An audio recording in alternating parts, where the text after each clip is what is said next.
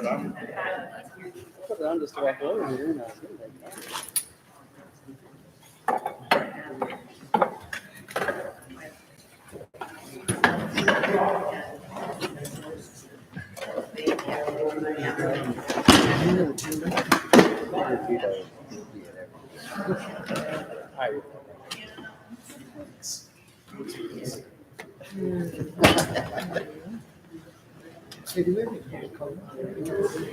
None of them turned in. We have a question answer.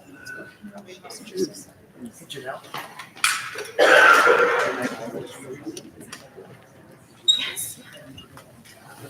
People are here. Yeah, I just got people. Okay.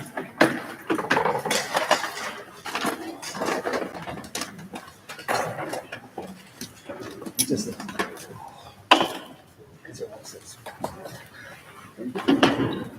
like that.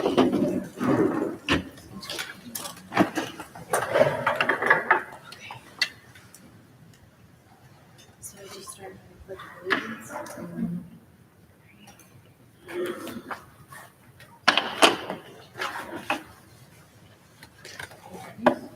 Okay. Welcome, everyone. We all stand for the Pledge of Allegiance. I pledge allegiance to the flag of the United States of America, and to the republic for which it stands, one nation, under God, indivisible, with liberty and justice.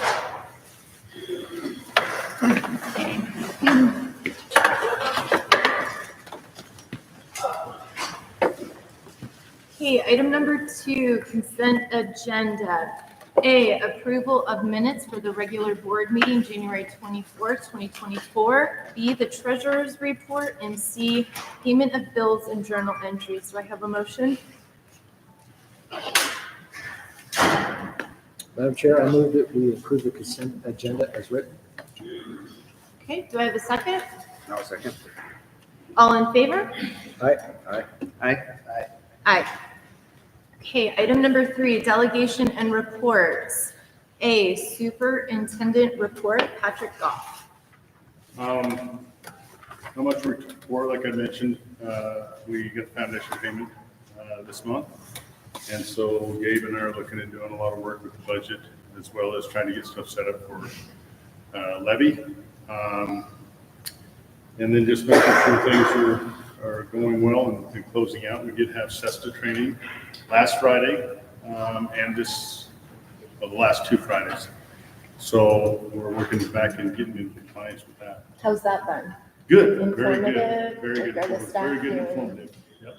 Everybody that was there, everybody learned. There was a lot of good Q&A, and so it was a good thing by all. As a percentage of completion on that, can you give us a percentage number as to 0 to 100? On the CESTA, Yeah. well, everybody completed it, so it's just an hourly training, and you have to have it speakerphone. But yeah, so that will go in within our compliances that we meet. Do we need to do that anymore, or are we done? We're done with CESTA, but there might be something else down the road. We don't know yet. Okay. Is that it? Mhm. Okay, thank you. Principal report, Steve Lynch and Michelle Ogle. Oh, wherever. Come on up. Right where the mic is. Right it's usually here, better. yes, they can hear you.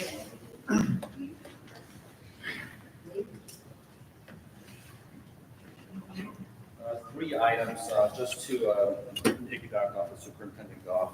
We did meet the requirements of the 12 hours. It was a sign-in sheet, and we have uploaded that to the right personnel. We want to do a couple of things in addition to that. Our trainings, we understand that our trainings need to be better. And with that, we are developing forms so that they can actually tell us that they've received information in a more of a coherent way. So it's an internal check, and we're going to start putting off internal certifications or certificates just to make sure that they are in compliance so that we are in compliance as well. I met with our team, and we are revamping parts of the website so that we are putting in the links based from the state, especially CESTA involved. One of them is Idaho Clearinghouse. And so we are going to be launching the same information in two different ways. The first one is just going to have a special education tab at the very top, and we're going to keep that active for about 1 month. And then in the second month, we're actually going to change it. So we're going to put it onto the staff tab and then the parent tab. And then we're going to ask the parents to take a look at both different ways to see what is the most user-friendly ways for them to access the information. So we'll be running that in parts. We hope to get this done before spring break. We run it for consecutive months and then figure out what is the best landing page for the special education webpage. Questions with that? Any others that I can help out with that? Is the special ed webpage not, right? No, I mean, we are 100% compliant. Last year in one of our meetings, we took a training from our website, and we actually go through a company called Apogee. And Apogee is in hundreds, if not thousands, of school districts around the United States. And one of them was ADA compliant. So it's even making sure that the font styles match up with the background color, and we met every single metric for that. So our website is completely clear, it is compliant, and the state has given us the green light, so we are good with that. We just want to make it more informative, because of the corrective action steps as taught us anything, we just need to be more informative to the people that are accessing our webpage. So that's why we want to be proactive based upon the response that we were made to do, and it's truthfully a good thing for us to take that training sessions. Great. Two other things. You have two documents in front of you, and I would just like to go through this. One of them is entitled committees. So if I can walk us through some of this. These are all the committees that have been formed for the 23-24 school year, and this is based upon the staff by and large, and then the community members within Garden Valley. Attendance review board, we just need to make sure that the students are in compliance of attendance and then based upon policy. The calendar committee, Senor Marin is going to talk about that a little bit later, so I'm just going to bypass that a little bit. The grants committee members is Mike Chandler, Gabe Gillette, the Hennessy's, myself, Michelle Lobo, and we have two community members here. In the last 18 months, we've actually secured $188,630 based upon grants. And this past week, we got awarded for our work that we did in the fall of 2022. And it's the RUST DLT grant, which stands for Rural Utility Services, Distance Learning Telemedicine. Kevin's going to talk about this, but we were able to secure more than $76,000 just the past week. If we can go to, I think there's page numbers there. I'm going to skip to some of this. If we can go to page number 3, and this is where it says project-based learning, Idaho STEM Action Leadership Academy community members. We partnered with Idaho STEM Action Center, and they really want to support us. And in talking to the community, it is something that we want to implement in terms of project-based learning for STEM, which stands for science, technology, engineering, and math. As you can see, there are 4 teachers plus an administrator, and what we're wanting to do is slowly and formally implement STEM education into the K-12 curriculum. But our big goal is to actually get STEM designation for K-5 in the next 3 to 5 years. So that's what we're working on currently right now. So what this means is that we are gone for 6 training sessions in the spring semester, and then we'll have internal training so that the 4 or 5 people who are part of this, we can train our people in-house and to, once again, formally implement the curriculum into our K-12 curriculum. So do we have to get like accredited for that first We have before to we can certainly go implement? through, yes, we certainly have to go through certain checks to make sure that we are doing the right things to actually get that STEM certification. And we're going to take this on a very slow pace. We don't want to do too much too fast. I think that's one of the things that we've identified at the front office, is that we need to make sure that we do this well and plan that well without over tapping or over maximizing our staff. So that's something that we're looking to do right now. Can we implement some project-based learning into the curriculums now? Oh, actually, we are actually currently doing some of that. This is on a Okay. more of a formal basis, but teachers are doing that for sure. Okay. Principal Lynch, I Yeah. noticed on some of the other committees, there's community members, but there's none currently on here. Is that going to be something in the future? Is it not allowed? Right now, are you speaking for just a project-based learning? Project-based learning. Yeah, this one is actually, when they were reaching out to us, it is actually educators first and foremost. Okay. Now, we do, a great question, because I forgot to mention this. We have something called CS Boot Up, and it stands for Computer Science Boot Up. It's really geared towards elementary teachers. I got approval to actually invite 3 people to that, community members, and the 3 community members are going to be Megan Hollis, Deanna Hollis, and Elisa Willie. They have been heavily hands-on active with future cities, and then we would like for them to sit in to see what this looks like, because this is one component of it. So we just got cleared to do that actually today from Idaho STEM Action Center. Cool. And an email will be going out to them. And then if I can just direct you to page 4, I would just like to provide information on some of the work that's currently happening. It's the schedule committee members. So it is in essence the schedule of all the classes. Michelle has been taking the lead on this, and you can see the people that are on there. Heather Gillette is representing elementary. Ryan Williams is representing middle school. Michael McCormick is overseeing the high school, representing high school. Michelle is overseeing specials, and she's also taking the lead on this. So we've had, she can speak to more about this. I'm not going to talk too much about it, but the work has been really fantastic right now. In the midst of this, it's a great team concept, and I think that this is something that we should look at moving forward for building our class schedules or master schedules. And the last thing is looking ahead. We're just, some of the work that we're looking at is curriculum committee. We've identified there's a math curriculum that probably needs to be updated, so we'll need to get together a committee for that. We're also looking at the Sick Bank committee, and I can talk a little bit more about that as well. Are there any questions for this committees? I had a quick question about the schedule committee. I was wondering, it seems like a big part of that is scheduling with the sports and things. Would it be worthwhile to involve like the athletic director or something Yeah, like he's that? involved as well. We're getting input on that certainly. Oh. Michelle can speak more about that, or if you want to speak some about that now. Would you like us to speak about it now? Or? Oh, she's going to talk about it later. That's Okay. Any other questions for the specific? And then one last document is, this is the survey results. We are data-driven, or we try to be data-driven. And on the first page, you can see that there's been about 6 surveys that have gone out. We rely on those data to drive our decisions. So one of them was the ICRS program, students program grant, and it's talking about which classes that the students want in the building. So we've had 133 respondents, about 88%, somewhere around that range between students of 6 to 12. Part Fridays of the month, and then Part Friday times. This is something that you guys have asked for us to do from last board meeting. I'll briefly touch on that. I'll let the senior talk about it when he's coming up on that. The other one was the calendar for the 24-25 school year, so I'll touch base on that a little bit as well. The other completed survey was the PLC, and that stands for Professional Learning Communities. We've identified that we need to do a little bit better with our internal trainings, and we're exploring PLCs for our school. And the last one is Sick Bank. I'll talk about these here in the next couple of slides.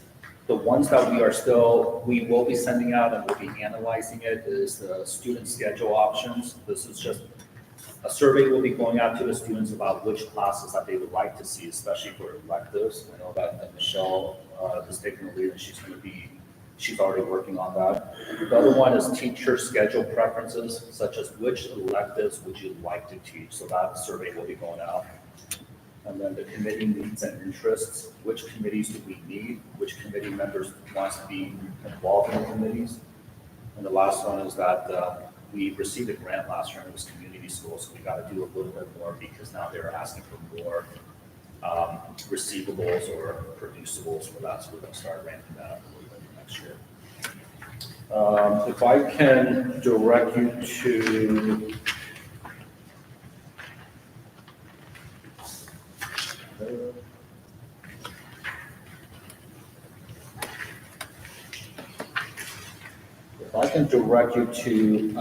page or slide number 16.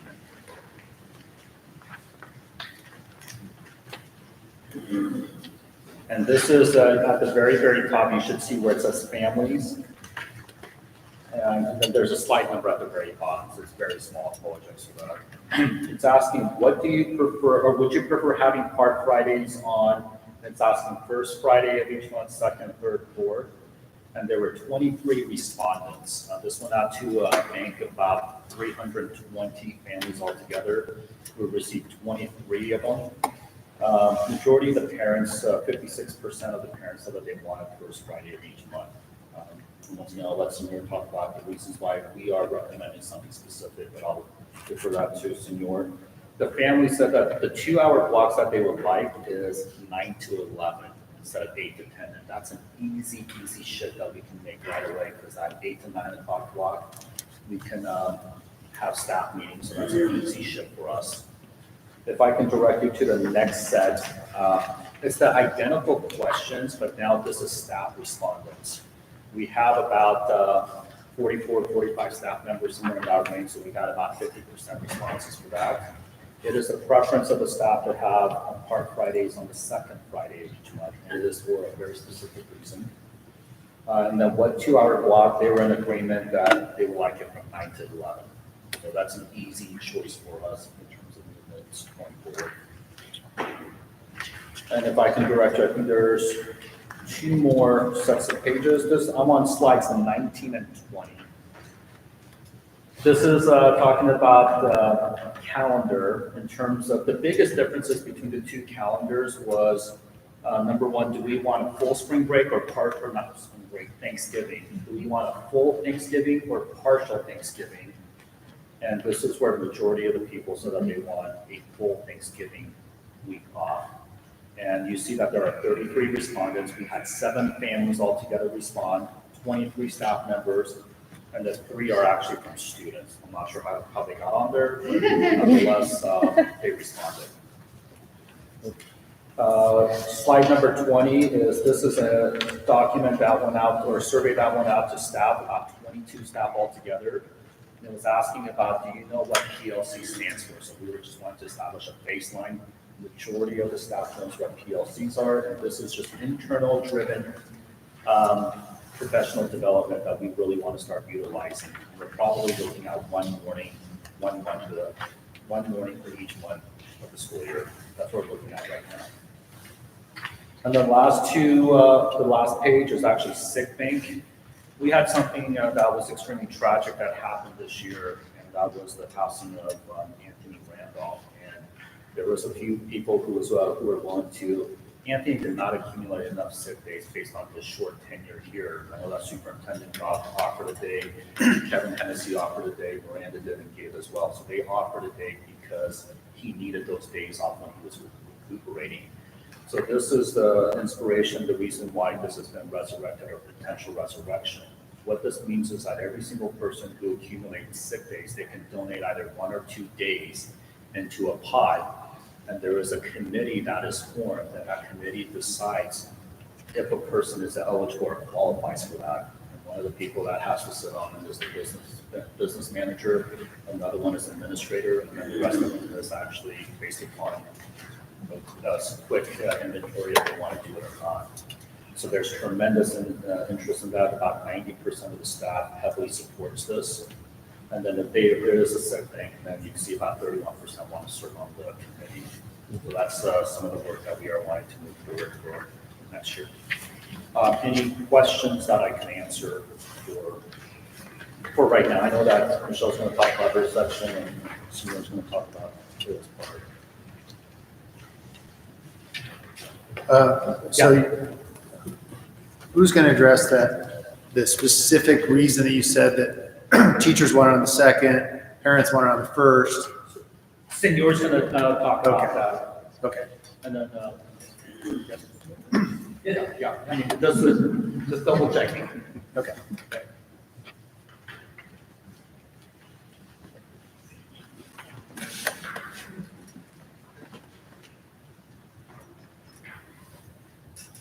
Well, my presentation is not repeating itself, so it would be bigger, but it's not.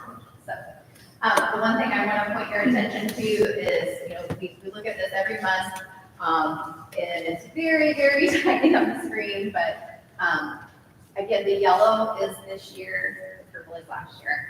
So again, I'm really proud that our trend is that our incidents are much lower than they were last year. We're trying to take a lot of proactive measures to address student behavior, how kids are feeling in the classroom.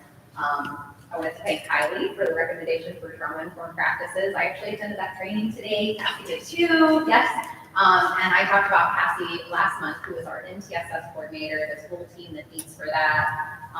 And I will say, just to add on to the things I was talking about last month with MTSS, MTSS, while it is looking at academics and how students are performing in class, a lot of it is behavior. It's looking at what are some of the hindrances for kids that are making it hard for them to engage academically. So that's really one of our most powerful measures that we have in the building right now, to be getting a temperature of how our students are doing.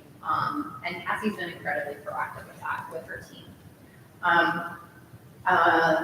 Yeah, I think that's probably it in terms of the incident report, what I point out. But I did just want to point out this. I'm really proud of the team and a lot of the conversations that continually happen and how we can be serving our students. And I think it is becoming a cultural norm for us in the building that while we want our students to perform well academically, we understand that they're whole beings just like us. And so there's a lot of other factors that inform how a student performs academically in the classroom. So a lot of good work happening there. Vice Principal Ogle, if you would, when you explain these to us, could you give us what the acronym means? Because Like I'm not MCSS. up on all the, Oh, MTSS, yeah. So last time I had that slide up there, I should have just kept it in here, but MTSS is multi-tiered systems of support. So if you think of it like an umbrella, in fact, I should have just kept my slides in there because it had a picture of an umbrella. And underneath that umbrella would be something that we call RTI, and that is like an old acronym.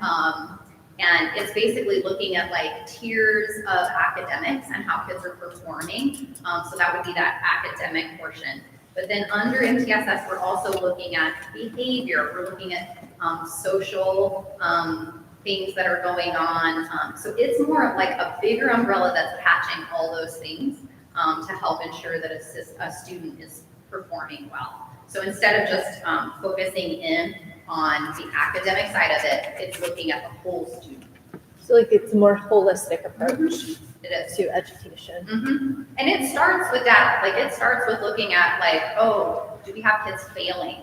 Do we have kids who, excessive absences? Do we have kids that high incidents? These reports, they directly link with that information that we're taking to MTSS team. And then we look at those students and say, okay, there's a reason. There's always a reason. And so then we do the back work of figuring out what's the reason. How can we support that student more so that we're seeing incidents go down, academics go up. So that's the premise of it. thank you. Mhm.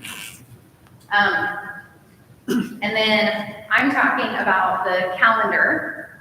Okay, so we've had 2 meetings so far to talk about not the calendar, I'm sorry, the schedule, the master's schedule. So typically, a guidance counselor would be creating that schedule, but in absence of that, I really want to lean into a team to collaboratively work on this. I also felt like it was very important to get input from stakeholders across the building, people who are impacted because we're K through 12. It's just really great to have input from all ends. So our team is formed specifically that way, so that we have input throughout the building. What we're doing right now, I've been working with Pat, I've been working with Steve, we're talking about graduation pathways. So one of the things we really want to do is just be better aligned with the state in terms of their standards. We want to clean up our options for students for graduation so that when they go to schedule in the spring for the following year, they know these are the 3 graduation pathways that are available to me. And then within that, they can see, oh, well, this is a nuanced track I can take within that pathway. And then the next part would be meeting with the guidance counselor or me to figure out how do we get you there? How can we help you achieve those interests or goals that you have to get to that place? Okay. Michael McCormick is on that team. He is currently building 2 surveys that are going to go out tomorrow, actually, in advisory. We have a high school survey, and then we have a separate middle school survey. So what we've done as we work together, because we already had some data collected. That data is what are our teachers qualified to teach based on their state qualifications, certifications, and what are they interested in teaching? So we already have those two pieces of data. What we wanted was student input, which was the third piece of data, and that's going to go out tomorrow. So on the high school end, what that looks like is a survey that's broken down into broad subject areas. We took the last 10 years of master schedules and electives that we've offered, and we want students to tell us, what are your top choices in these electives? That does not include courses that would be required for our regular graduation path. Those are set out, they gotta take them. We don't want your input on those because you don't get a choice. But beyond that, what would you like to take? Because the state gives you lots of options on how you can get to that end goal. So that's what we'd like to know from our students. So that'll be a piece that goes into our scheduling. And then for the middle school, it's just a very slimmed down version of that. It's here are your elective options that you have, and then which ones would you like to take? And it's a very simple survey, but we'd like their input too. So one of the number one things I always hear is that the conflicts with the sports and the core classes being in the afternoon, kids missing core classes. So I'm sure you guys have heard that as much as we have. Yeah, we came in as a committee with some very specific goals, and one of our top goals was that our electives that are pretty heavy in the mornings right now are going to reverse, and they're going to go to the afternoons. The other thing was that this year, seniors had the option of coming in later. We're actually going to make them come in the morning. They can leave early. That means that if they have a job, they could work a couple extra hours. If they have something they can do to be building skills, which is our goal for all of our kids, is to build skills for real life. And so we think they're going to be able to take advantage of that more in the afternoon than in the morning. So that was another big goal. Excellent. I misunderstood. So did you say there's going to be a new survey for these kind of questions about what the teachers can teach and what the teachers want to teach? Or did you say there's going to be a new one for the students to figure out? And is this one different than this, like different than culinary, different from these That is responses? different because that was specific to a grant. But like this? Or, Well, we already know kind of under CTE what they've already stated, like these are the classes I'm really interested in under CTE. So that's a piece of data we already have. We don't want to repeat that. But this would be like for PE, what PE classes do you want to take? It doesn't, you can take any PE class and it's going to count towards the PE credit. So what classes would you like to take? Okay. And then, we already have that data compiled for every single teacher we have in the building, everything they're qualified to teach from the state based on their certifications. And then we've had individual conversations with all the teachers to say, what's an optional class, an elective class that you would be interested or qualified to teach based on your past experience, your access to curriculum or lesson plans, things like that. how did you get 80% of the students to respond? Just Well, we ask them. haven't done a student. No, survey. for this one. Well, that would be a question for Steve. I didn't put that together. But it's similar, just more specific. Like you'll try to get as many students to be able to say, what classes are you interested in? Yeah, now here's my trick, like, they're in advisory, they have to be there for 12 minutes, so they have to take the survey in advisory. So I'm pretty sure I'm gonna get pretty good results. Michelle's going for 100%. Which is good. I'm pretty sure it's gonna be close to 100, less than we're at. Yeah. So I really appreciate that you put together a committee for this, because I think one of the biggest challenges we have with the schedule is at our school, combining K through 12, we're sharing those specials. And that's hard to divvy up throughout the day for all the different grade levels. So I think getting input from everybody is a really good idea. Yeah. One thing I would ask on the committee or on the schedule is that we try to get it out earlier in the year, because I know for the students that are trying to sign up for dual credits through college and things, those classes can fill up in the summertime or late summer, and sometimes they get full before we know what the schedule is to So if we could do that, it'd be great. I can just look into it. Sure. To your question real quick, the credit goes to the teachers, for the survey results. And then at the same time, I'm not sure that the students have been given a platform like this before to provide their take on guidance, such as their classes. If I can just answer that question real quickly, I mean, we have very strict timeframe that we want to get things accomplished by. And it is a goal to have every single kid more or less register for take on this. And that is our absolute goal. And I think it's actually, I think it's what, early May, late April, and that's our. I'm a planner, so like my life works on like a big master plan that lives in my brain. So the master schedule will be done before spring break. It will go out to students. I already have a 4-year planner for high school students ready to go. I revamped it and made it cleaner. It reflects the high school classes that they have to have in a proper sequence. It gives space for them to prefer specific classes for electives. So I redid that entire document. So that's gonna go to students, and then I'm gonna follow the same process that I did in the fall with scheduling students. They're gonna get that initial document. It's gonna be partially filled out based on what they need, starting with seniors, working my way down to 6th graders. And then what they do is they fill in the gaps of what they prefer or want. And then I have a meeting with them to clarify anything, make the schedule. They're gonna have a schedule by the end of April, is my goal, my personal goal. I did have one more question too. I really appreciate the pie graphs and all about the charts. So there was one that kind of stuck out to me that was a little bit concerning, and it was, do you believe Garden Valley School District has prepared you for success after high school? And this was asked to the students.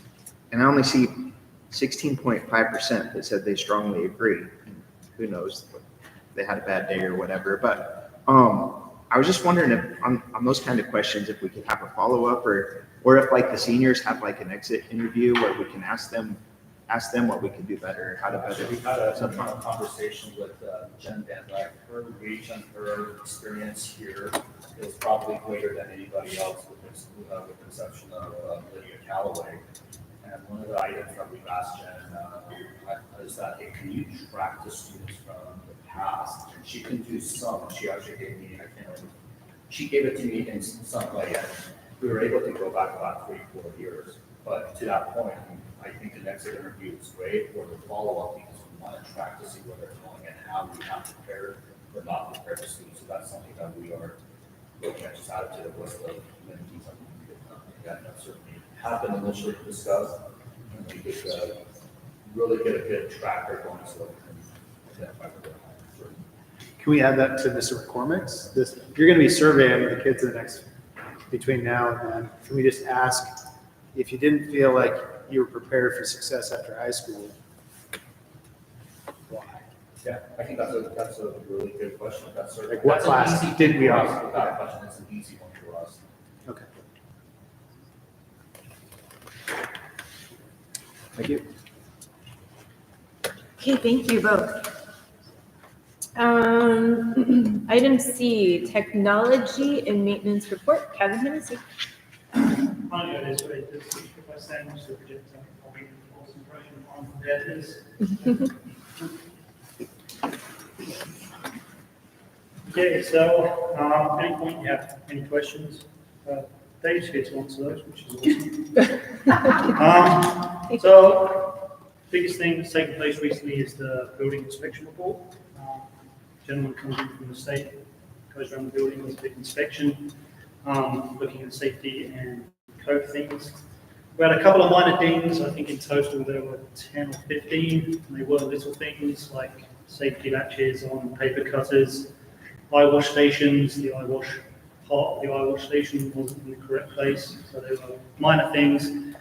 There were 3 that, when I spoke to the inspector, that he kind of really focused on. The first one were the first aid kits. These have to be updated regularly and maintained.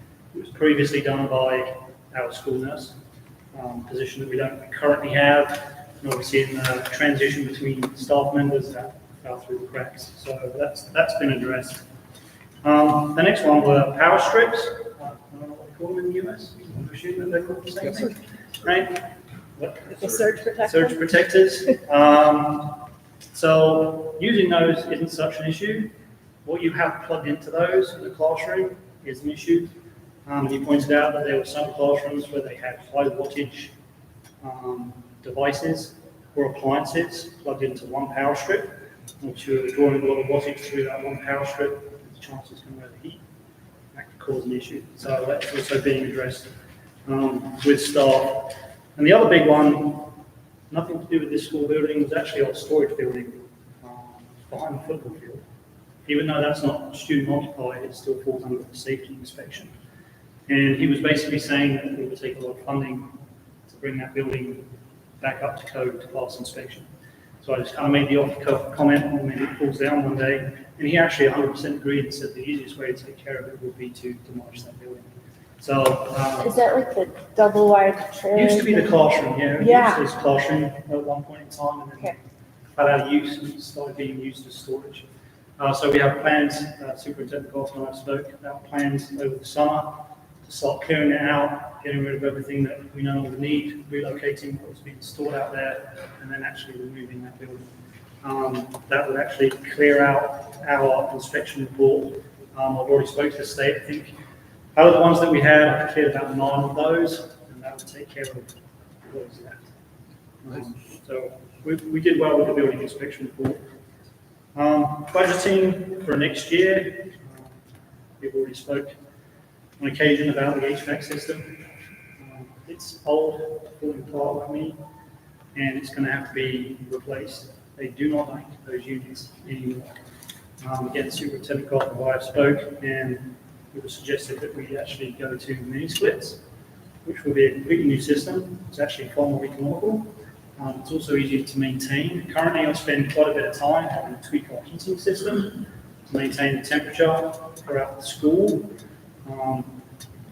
So I want to start planning in. We have to put some money aside over a 5-year, 10-year plan to make sure that we have that funding available out of the maintenance budget to replace anything that we need to replace. The roof, the grit that they use on those tiles on the roof, over time that all just washes off into the guttering, causes issues for the guttering because there's extra weight in the guttering, it also causes blockages. We have to go up there and clear out those gutters.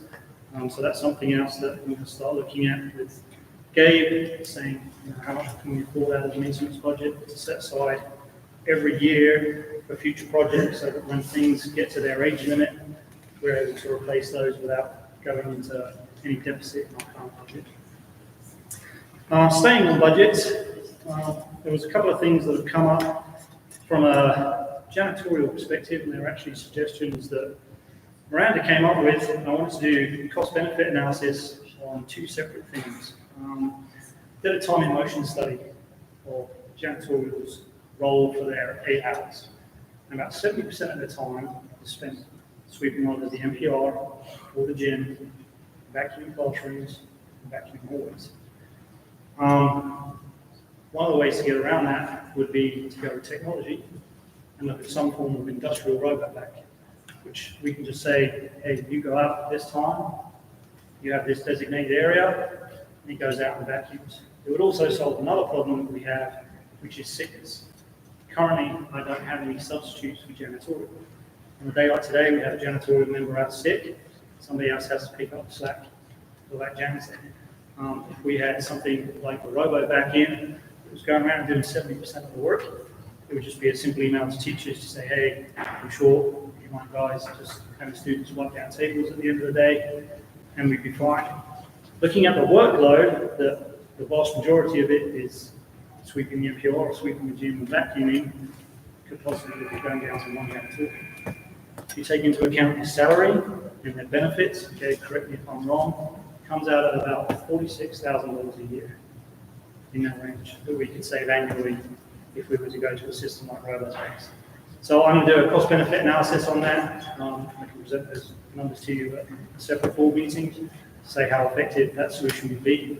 It would then just be a case of that one janitorial member coming in, opening up the doors when they get on site. Those vacuums go out, do their job. That janitorial can then focus on cleaning bathrooms, wiping down the tables, sanitizing the classrooms, and when they're done, and the vacuums put themselves away, they can then go around and close all the doors, and they're done for that. Something else we've come across, seems to have been becoming more prevalent, is that students have worked out that if they wet paper towels, throw them on the walls or the ceilings, they stick to the walls and the ceilings. Right? As fun as that is, it's more time for the janitors then to go in and scrape that tissue and stuff off the walls and clean the toilets. So it was another suggestion Rand came up with, which also has a cost-saving implication to it, is to replace the paper towel dispensers with low wattage hand dryers. We would then see a cost saving in paper products because we go through rolls and rolls of paper towels in a day for all of our bathrooms. We'd also see a cost saving in trash bags because 99% of what goes in the trash can in the bathroom is paper towels. So that's something else I would like to look at, do a cost benefit analysis on, hopefully put some savings in there that we can carry over to use for something else. Any questions so far? Dave, ready? Something else? I'm sorry, I had a question about the HVAC. You mentioned mini splits. You can see where those would work good for the classrooms themselves, but what would you do like for a room like this? I have to look into that. We'd have to look, because we could just replace, we have 6 units, I think it is. We have 2 major ones running the gym and the NPR. We may have to replace those with another HVAC type system and just run those 2 units and then have mini splits in the classroom. Like I say, the issue that we have currently is that the units we have on the roof are so old that they are no longer supported. What's their Replacing life? parts. How much longer do they have? If you had to guess. So, yeah, I mean, they're past their shelf life, effectively, right now. And parts, so hard to come by, the companies that I've spoke to said if they can get them, it would be at least an 8 to 9 month lead time for them to source those parts and get them to us. If we were to do the mini splits, different sections, different times, we could take those units and cannibalize them, keep these 2 units going as long as possible. Correct, yeah. And that might, longevity might go for an extra 5 or 10, so we can have enough money to be saved up so we can do it. Absolutely, Okay. absolutely. And then you could probably keep the gym cooler because you won't have to run the gym so hot to keep the classrooms warm, right? So you won't have to balance that load. Absolutely. Yeah. Yeah, it would be a lot more efficient that way. So is it worth like getting a design firm to like do a study for us to recommend a system? Yeah, absolutely. I just noticed like when we were building our house, I got quite a few quotes for HVAC places. They all came back with a different type of system, so it was hard to compare. But I was just wondering if they'd be worthwhile to do kind of a Have somebody come in and do some design for our analysis. school. Huh? Have somebody come in and do some analysis. Mhm. Absolutely. Any other questions on those two? Point 3, microwaves for the NPR was raised. We're seeing an issue, the number of students microwaving food isn't an issue per se, but how long it's taking them to get through the line to microwave food. I think it was a couple of years ago, they tried adding a new microwave and they plugged it into the same outlet, too high wires and blew the breakers and caused an issue. I had an electrician come in, have a look at our circuits, and he suggested other outlets that can be used. So I've sourced a couple of microwaves that Debbie now has. She was going to do some flow analysis, I guess, of how students come in and move through the NPR so that they're not going to be in the way of anything else that they're using. And then Debbie's going to set out some additional microwaves so that we can start getting the students through more efficiently for those that want to microwave their own food. Next up, grants.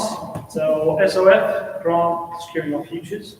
The first one was used for renovations to the front office. That was $20,000. Luckily, we managed to get that twice. So we ended up with $40,000 to make renovations and introduce new security software to the school, which was Raptor. The second round of SOF2, they upped the limit.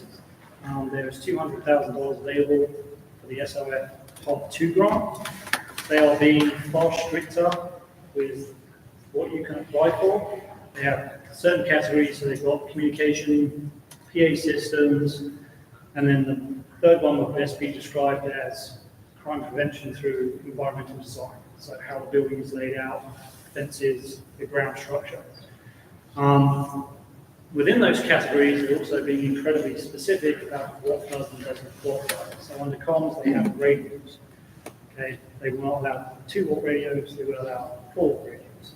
They will only allow certain brands and certain types of 4-watt radios. So they are really being strict. We're in the process of writing up the narrative and collecting data to support that narrative. And there are 3 areas that we're looking to utilize within that grant. One is comms for our safety team. We obviously have Raptor, which allows staff members on their phone to go and put the building into lockdown or to request a fire evacuation. Once that's triggered, that immediately goes out to every phone machine in the school building. It has a messaging facility built in. So certain groups can be set up within Raptor. Those groups can message each other. It also goes through and says, the teacher can go in with their roster and say, I have all my children, they're all safe, or I have all my children, this child's injured, so everyone's on the same page. The issue there is it's asynchronous. You can text message me a question. I don't have to respond to that for a couple of hours if I don't want to. Phone me up and ask me a question. It's going to start getting awkward if I don't respond to that question more quickly. So radio systems for our security team, so if they are responding to any kind of event, they have the ability to communicate in real time. The other part of that is a bell system, a PA system, and an intercom system. Our current bell system is rather antiquated. I think the software was developed sometime around the implementation of the pyramids. And it's so old that the company itself will not support it. They do not want anything to do with it. So we're looking at purchasing a completely new bell system, a new PA system, and an intercom system for the classrooms, which will allow front office to communicate directly with staff through that intercom system, as well as staff to communicate with other staff through the intercom system. Again, it just streamlines that whole communication process. Third part, looking at the crime prevention through environmental design. Our building was kind of built back to front. We drive around the back of the building to get to the front of the building. Playground's at the back of the building, which is exposed to the highway and that main entrance road that runs down the side of the playground. So we're looking at getting privacy slats for the existing fence. So the playground has some form of concealment. We can do those in yellow and purple. If we get creative, we can put the logo in the fence. So when people are coming in, we've got that introduction to our school, whether it says Wolverines or it has a Wolverine logo in it. But it also means that somebody approaching the school cannot identify the location of staff and students on that playground. If there was an incident, somebody to approach came with the intent of causing harm, it would offer staff and students on the playground additional time to get to safety and cover before that individual can identify their locations on the playground. So those are the 3 things that we're looking at applying for within the grant. Any questions? Nope, I think those are great ideas. Steve mentioned it earlier, back in October of 2022, we put in an application for the Rusty OT grant. This is based around telemedicine, the mental health crisis within the US and within the schools. We got an unofficial notification a couple of weeks ago that said we have been awarded this grant. We got the official notification and documentation through this morning, and as Steve mentioned, it was in the region of about 76,600.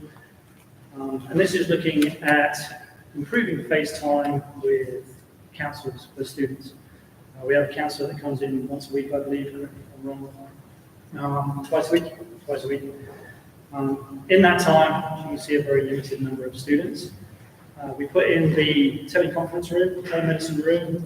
There are 3 soundproof booths. The plan with the grant was then to get video conferencing equipment into those booths so that we can increase the we can increase the face time between students and counselling staff. The grant also includes licenses for applications such as Zoom. Currently, the free version allows us 40 minutes. The counsellor seems to prefer Zoom as an application, so we are limited in time. It also includes video conferencing screens. So for an instance like this, where we have a third party that wishes to zoom in, it's like a smart but more intuitive. we can just bring that board in as an internet connection, and they can just come in and straighten that board. So again, it's aimed at streamlining communication. Number 6, SIP filter, surveying non-resistance. It is our electronic filter system or safety net that we use here at the school. We can control what students have access to, what information on the internet, etc. About a year and a half, 2 years ago, it was bought by a company called Longhorns. They kept the SIP filter brand, they kept the SIP filter software and the hardware. They recently made the decision to scrap it completely. They have come up with a new software solution and a new hardware solution. As of July 1st, I believe it is, SIP filter will no longer exist. Talking with the company, the solution that they've now come up with is far more intuitive. We have more configurable options within that. Staff right now have issues, especially in IDLA, with students accessing courses through IDLA that are constantly getting stopped and blocked by a SIP filter. So we've had to put workarounds in to allow those students access to that kind of information. This will solve that problem. So that will be in place. The teachers shouldn't see any issues, so I'm told. We can just put our OUs into that system, they'll just log straight in, they shouldn't see a difference. So that will be in July 1st. Were we under, Kevin, Yes, sir. I'm just loving so much of what you're saying. I appreciate what you put together. When you introduce a new acronym, and there's like a few, the SOP, or SOF is the name of the scholarship, or OUs, or SIPA. I don't know what any of these mean. Sorry. So if you can just for the first time you call it out, just say, hey, this is what it means, and then I'll try to learn all the acronyms. Sorry, yeah, so SOF was securing our futures. OUs are organizational units. So we have our set up graduation years, and then we have staff, IT, etc. So those are basically how we manage what level of access that particular group has within our systems. What was the other one, sir? SIPA SIPA, filter. yeah, what is So SIPA filter is basically the name of the product Okay. that is It's a controlling firewall? access, basically. Okay, Yeah, sorry. I'll- that's okay. So here's another one. SSO, single sign-on, which is something that I'm currently working on. Passwords are an issue for everyone, especially if we maintain proper IT etiquette and change them every 3 months. We have a lot of third-party systems here at Garden Valley that require yet another password. So I'm currently working on a single sign-on platform, and they're actually brought to my attention, which will allow teachers to sign in once in the day. Once they are into that portal, they will have all their apps listed. They will simply just click on that app, and it will take them straight through. They will not have a need to enter a password after that, even if those apps are using separate passwords. It would work alongside Skyward, which is the new finance system. We've been working with them, Dave's been working incredibly heavily with them. Single sign-on is one of the things that they have offered us. So we'll have access to all of our applications by just logging in once. Kevin, are we under a maintenance agreement right now with current software, the SIPA software? So we have a contract. What I'm asking is, are we gonna have to buy all new, start fresh with these guys, or? No, so it's the same company. I actually asked the same question, is this gonna require new hardware, or are we gonna have to buy additional stuff? The answer I got was a hardware. This is all web-based. It will not require any new expenditure on our behalf. Our contract will remain the same. They are just replacing effectively the back end and the interface. Thank you. Last one, I'm working on also to get in for next year.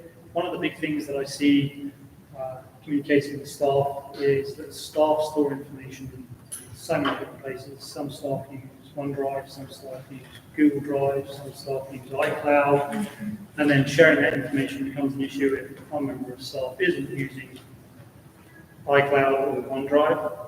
So what I'd like to get in place, and I've started looking at it, is some form of intranet, which is basically just an internal website, no external access, where we can utilize that then for sharing information, documentation. One of the big things we're looking at right now is I've been writing data transfer packages to suck information out of our current systems so that we can put together the incident report, for example, online in real time, and then have an interface where admin staff, superintendent can access that, slice that data however they want to see it, drill down into that data however they want to see it. I think that would save a lot of time because currently we have to extract from one system to another system and then tabulate everything, do all this fancy other stuff just to get that data up. So that's something else that I'm working on that I'd like to get into next year is one localized storage location that staff have access to. We can have a student section, we can maintain and have our own access privileges. The website that we currently have through Aptigee, one of the things we asked them was, can we have the ability where we have our staff section, can we have that password protected in some way so that we can start putting non-public information into that section? And the response that we were given was, it can't be done. So I'd like to do something in-house where we have the ability to manage things like that ourselves. Yeah. Any questions? I want to Oh, are you applaud. done? That is just really good. That was awesome. That was great, thank you. That was very thorough. Good stuff. Okay. Item D, levy attorney.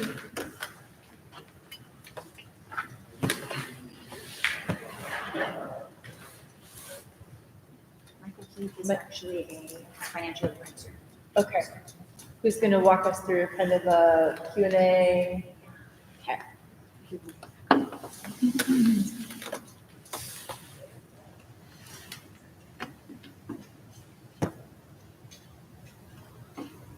He looks like you. It's fun.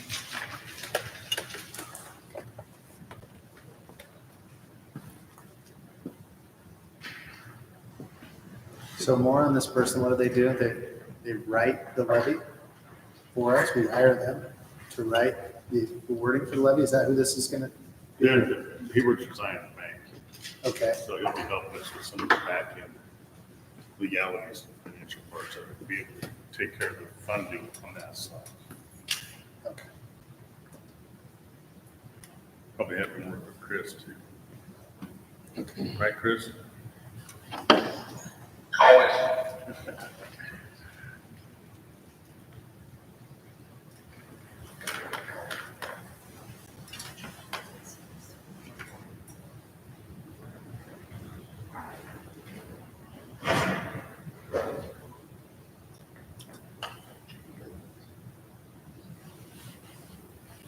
Michael is challenged. How are you?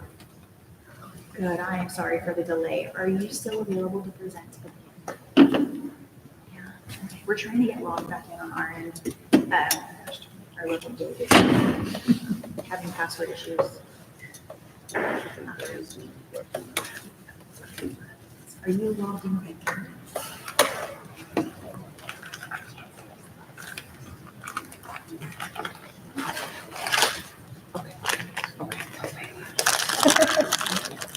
He said he's in the waiting room. I appreciate it.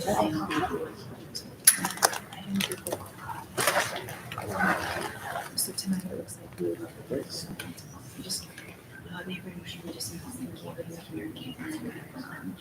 Some communities local board questions.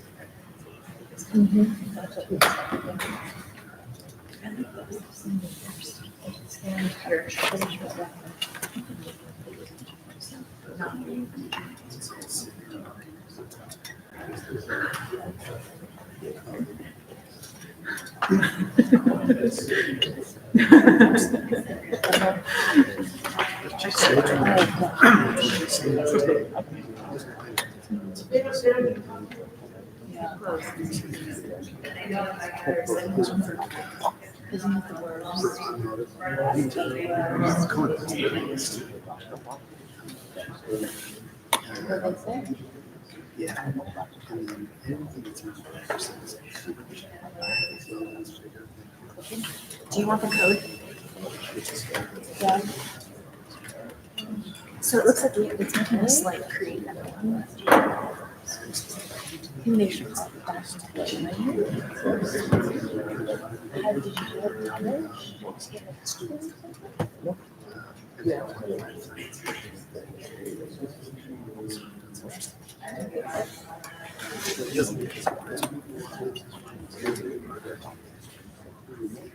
know. Full body, and I was just like, know where you're at. We would have seen that on the stage way back. Do you know what I mean? Like, you kind of, there's something about that.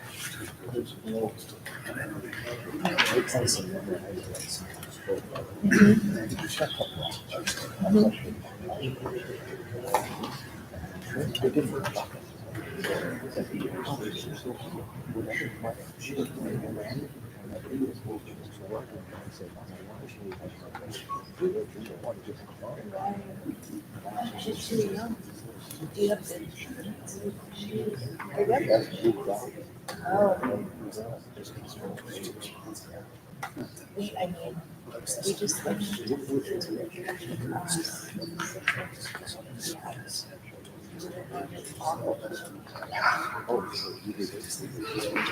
I've had. I was on set.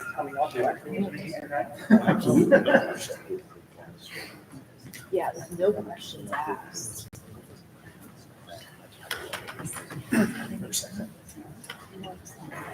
Deteriorated, like broken. Huh? Yeah. Why would we do it? Let it be known. Spread the good word.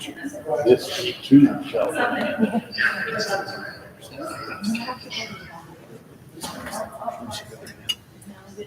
Yes.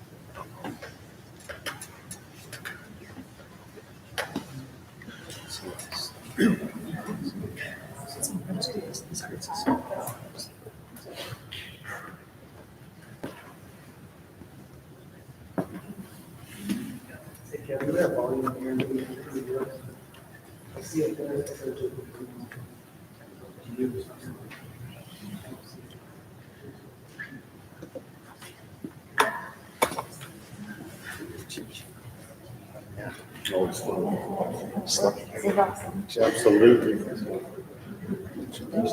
Job security.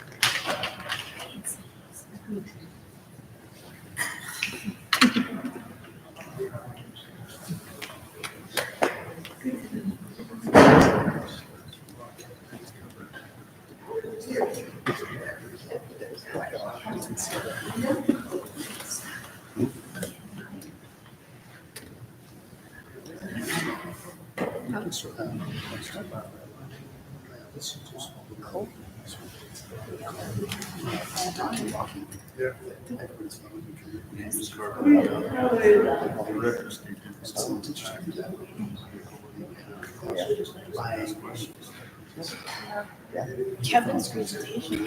Right. Like, I feel like I need that. That's more important.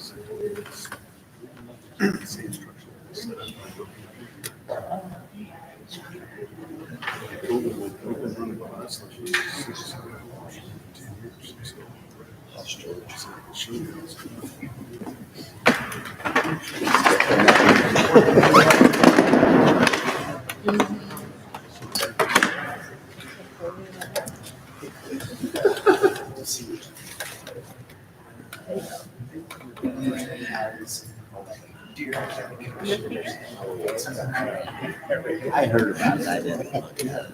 And somebody's like, I'm sure he's not. It's like remote login. And get official contact. Yes. Reach out to. Yeah. That's all it is, correct? Anything on there. But then, I don't know.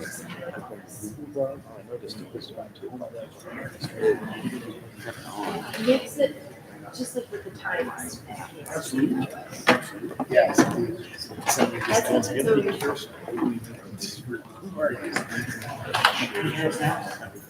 Yeah, I can, you can like bring myself to.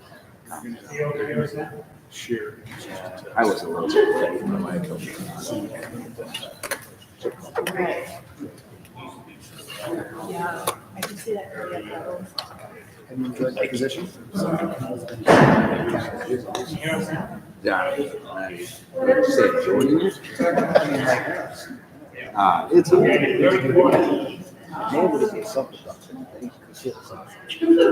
What's the term for part-time? And how many terms? What's up, Jade? Yeah. Got him? The last one. One that's the right audio. So he was on two, so it's rotating.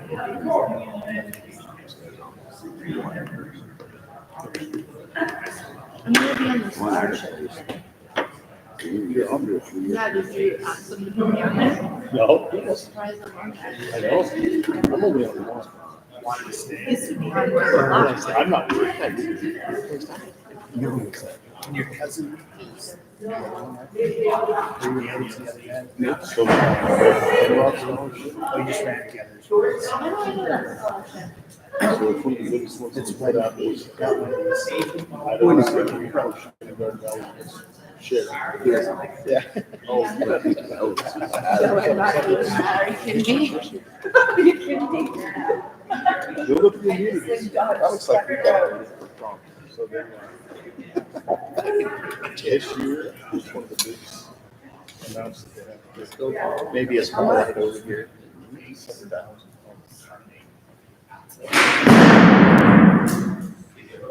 Are we good? Is everyone okay? Why do I have a scholarship? So the big thing was we graduates.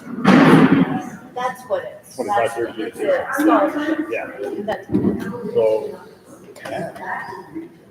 it's usually give it to seniors. That's a lot. So I'm going to talk to this. Can we come back to them? It's an issue. And next year, there's like A lot. 6 or 7. So if we can Civic duty Steve, how you doing? 4, 5, Good. I was in New York, we won. That was fun. But I just got back from DC. Interesting. that's what they're looking at. Because they don't, it's only beneficial. Mostly. That's where I knew it from, because I was on the scholarship. Where I Did Washington Monument yesterday. and that was the scholarship. Did World War II, most of the other ones in Korea. It was like that one, and the fire station, and Smithsonian's, we did the Holocaust. athletic center. Did you ride the elevator to the hall? When I rode. Yeah, if you had to when I go was up. there, Yeah. Yeah. When you stepped off of it, you got the order, it's like, what's left? Now that I- That was kind of a zoo. Because Amazing. everybody was starting in the same place. It's crammed in there. Yeah. That was the busiest one. I did the archives, which I had never done before. As the dental student's my favorite Richmond. And so we went up to whatever. Hey, how's Christy doing? No, just like, no, the. Good. Tomorrow. And I really like What happened? Just and also, boom? for theater, I think about that. And that was pretty good. Pretty bitty, huh? Yeah. Yeah. They had 1,000 people.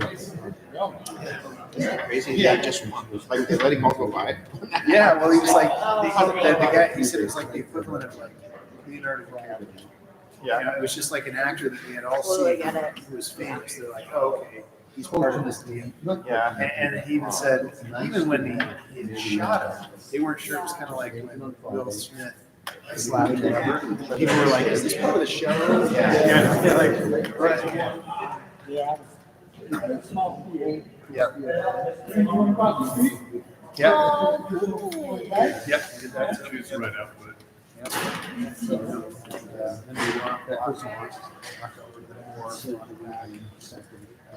We spent quite a bit of time at the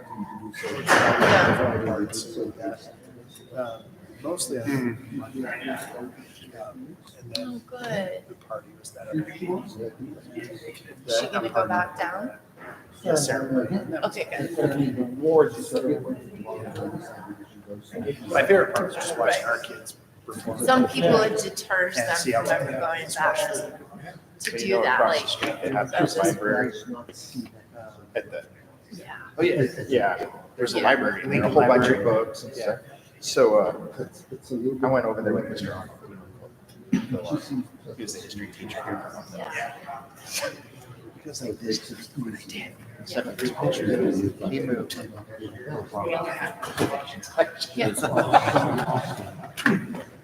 It's such ridiculous. I heard Well, of course that's he really is. missed happening because Yeah. when he would go do all the memorials. Good. he'd do all the- Yeah, of course. Yeah, he was I just just like, oh, yeah. randomly was on Facebook and her thing popped up, people you might know. I was like, oh, Christy. And then I saw like surgery. Yeah, let's skip it, do something else. Can we do that, Kylie? Huh? Can we just keep going and just come back to this? I mean, yeah, we can. Let's do it. You're having a hard time connecting or something?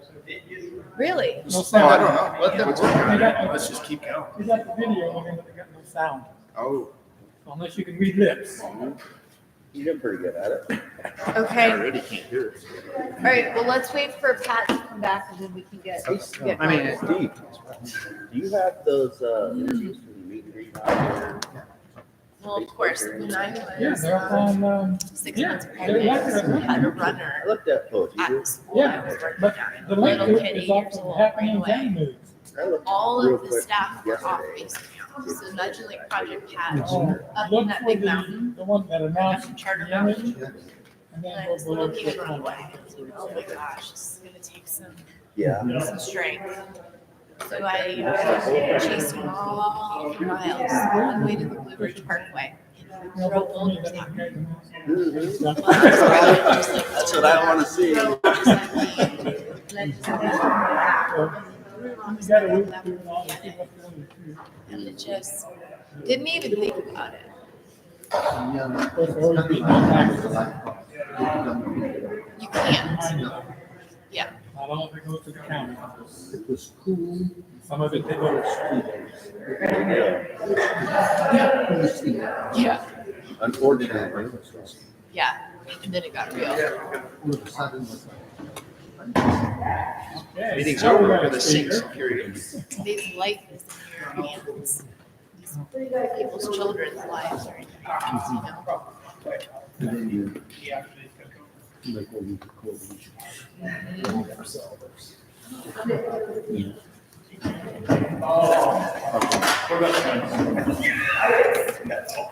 So, Well, tell Chris Anderson hi. He just doesn't know it. She's doing good. She has strep throat right now. Very good. She's good. It's all recorded. Look at that. Have a nice evening. The disco ball. Yeah, but everything's good. Okay. Doing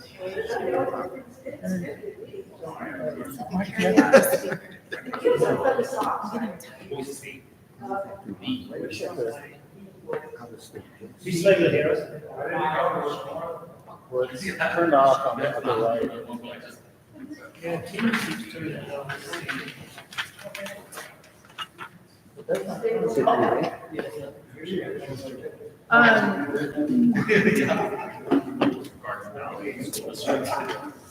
Yeah. Eventually.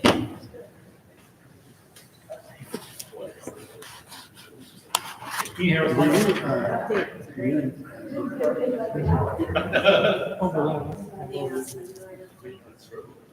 Come on. We grew up not here. We must have been trucks. Try it again for me.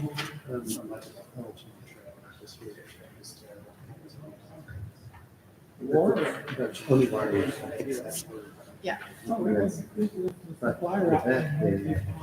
One more time for me. Megan and I. I'm fine, how are you? March 1st. You need some right there? Oh, I seen him one time in passing a whole week, so. Oh, they didn't expect it. 3 hours. Oh. All right, I got you. All right, I'll see you later. No, I was. I was gonna ask about 1287. I just want what's that? I can't really remember, so I've been doing. Paige, no, what do I need to do with this? Yeah. So I really want to move this guy. Was that in committee? But they'll, tell me what 997 is about. It was, Oh, yeah. That's one of the Yeah, I don't know how it went. Cause I was just trying to. Yeah. Why would I? Hey, Chris. I guess. Hey, question for you. Judge the quality. New business, we have superintendent. But yeah, I didn't find out about it last night.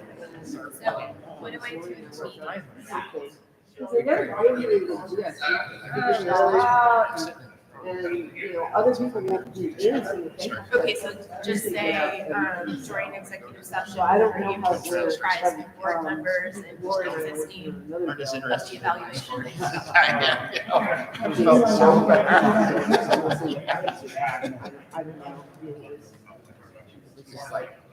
We started. Okay, all right, so I don't need a motion for that. All right, thank you. Literally on the phone, she was driving, making some last minute changes. Texted it over, I don't know. It's like- Are they gonna bring in committee this year? They might, and documents, his name that the chair of Senate Public Health, What would have been first? actually asked us to do it. And he was like, well, ask Laura and Jason. I was just kind of say, what about this, what about that? And we literally took 4 years of knowledge to put one page. So we see how. But they got. It's almost, there's quite a few teams. You could probably get cabinet. And, maybe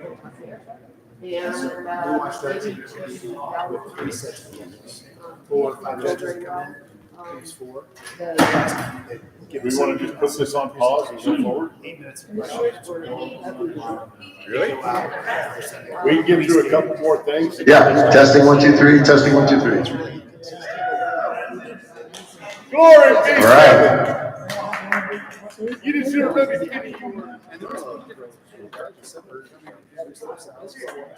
All right, Gabe, I'll wait for you to give me the thumbs up to get going. Oh, that would be awesome. Please. Give them some hearts.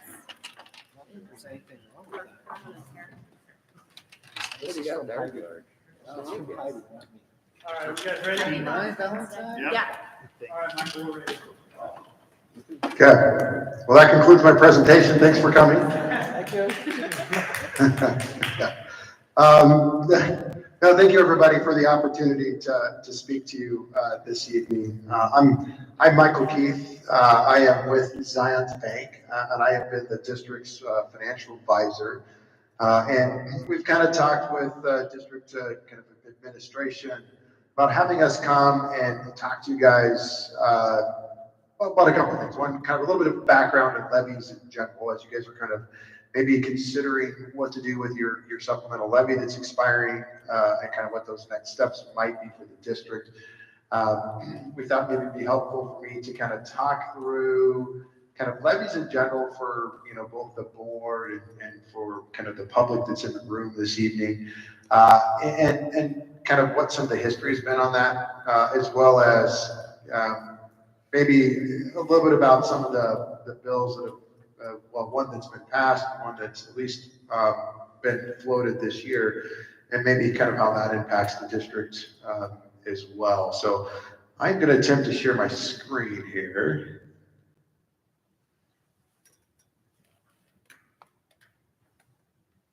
Everybody see that okay? Yeah. Yep. Perfect. Okay. So what I was hoping to kind of cover with everybody is talk a little bit about roles and responsibilities. Because I know I heard that there was I was listed as the district's legal counsel, but I'm not. I'm their financial advisor. So talk a little bit about roles and responsibilities. Overview of kind of what voted levies are in Idaho. A little bit about House Bill 292.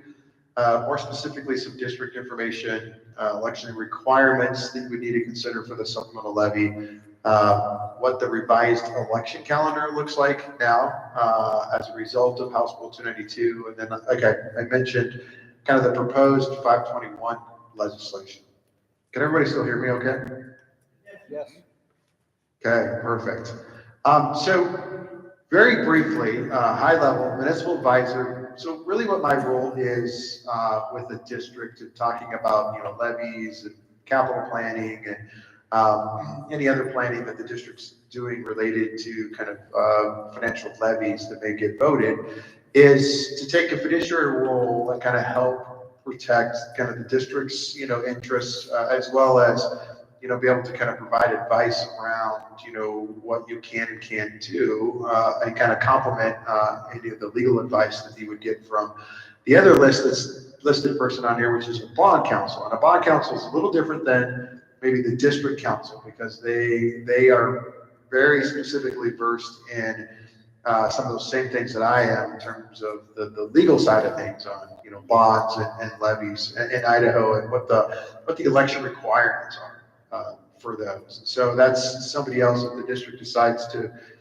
move forward with a supplemental levy question, that we would engage a bond counsel, which in the past has been Stephanie Bonney for the district. And then really these other rules, kind of underwriter trustee, don't come into play when we're talking about a supplemental levy. It really only matter when we're talking about capital bonds, which we are not doing that this evening.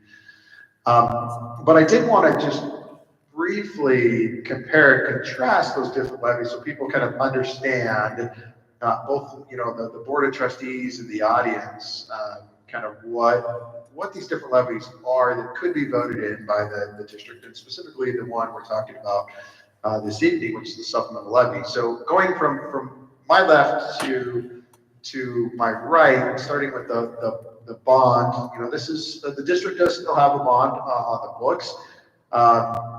It is, if a district is considering, long-term capital investment, typically a bond is what gets authorized, and takes a super majority of the voters to approve that. It's backed by property taxes. It's the one levy that provides you the ability to go into long-term debt and levy a special tax to kind of repay that up to 30 years. The other one in the middle, which is the plant levy, is also a capital levy, but it does not give you authority bond or borrow against it. It just essentially allows you to collect funds on an annual basis, typically directed at repair and replacement, right? On smaller projects, parking lots, roofs, things of those things, kind of just ongoing maintenance on properties. And then the final one to the right is the one we're focused on this evening, which is the supplemental levy. And you can see it says supplemental M&O. And so that M&O just stands for maintenance and operations, right? So it's really kind of meant to be an operating levy for the district to kind of supplement the funds you might get from the state or federal funds or other things within the district for, again, general operations or general fund expenditures. It's also a property tax. Typically on a supplemental levy, we're focused on an annual dollar amount that we can collect, and we can only do that. We can only get that authorized for up to 2 years, right? And then once those 2 years are up, much like your current levy, then we have to reauthorize a new levy if that's the decision of the board. So quickly on this, just at the table, just to kind of summarize these. So a supplemental levy, really what you're doing is you're certifying a dollar amount, right? So again, we'll be asking for some annual amount a year up to 2 years versus, a plant levy is a dollar amount or it could be a rate. And again, a bond levy is also a dollar amount with, no limitations on what that dollar amount is to repay the debt. So one thing I just want to quickly review before we dive too deeply into the supplemental levy is the recent property tax bill, because it does impact a couple of things here. It helps, for one, as the property tax relief and some funds in the district are receiving. So, again, the goal of this, first and foremost, was to reduce school property tax levies and lower the property tax burden for homeowners or homeowners with homeowners exemptions anyways. And that property tax relief came from essentially 4 sources. In the first year, this next year, it's likely going to come from 2, maybe 3 sources, with eventually the long-term resources for this coming from a distribution of the sales tax revenue for the state. And really what that boils down to for the district is this, right? That there was kind of a tiered application is the best way to put that, of where those funds would need to get used that were received. The Garden Valley School District this year received $102,000. And that first had to go to offset your bonds, right? And so if you have bonded debt and it's at or exceeds the amount that you're receiving, which Garden Valley's does, then you use it to offset and reduce the property taxes on that. If the amount was greater than, or you didn't have a bond, then the next thing that it would go to offset would be a supplemental levy, assuming that it's a non-permanent supplemental levy. And then from there, it would go to future construction costs if you didn't have, a school bond or a supplemental levy. And the remaining funds could be used to support long-term capital planning. And this, a new bill 521, which we'll talk about at the end, makes some modifications to this bill and some other things that for the district to think about. So, just quickly giving you a snapshot of the district, because this is important from a tax impact perspective.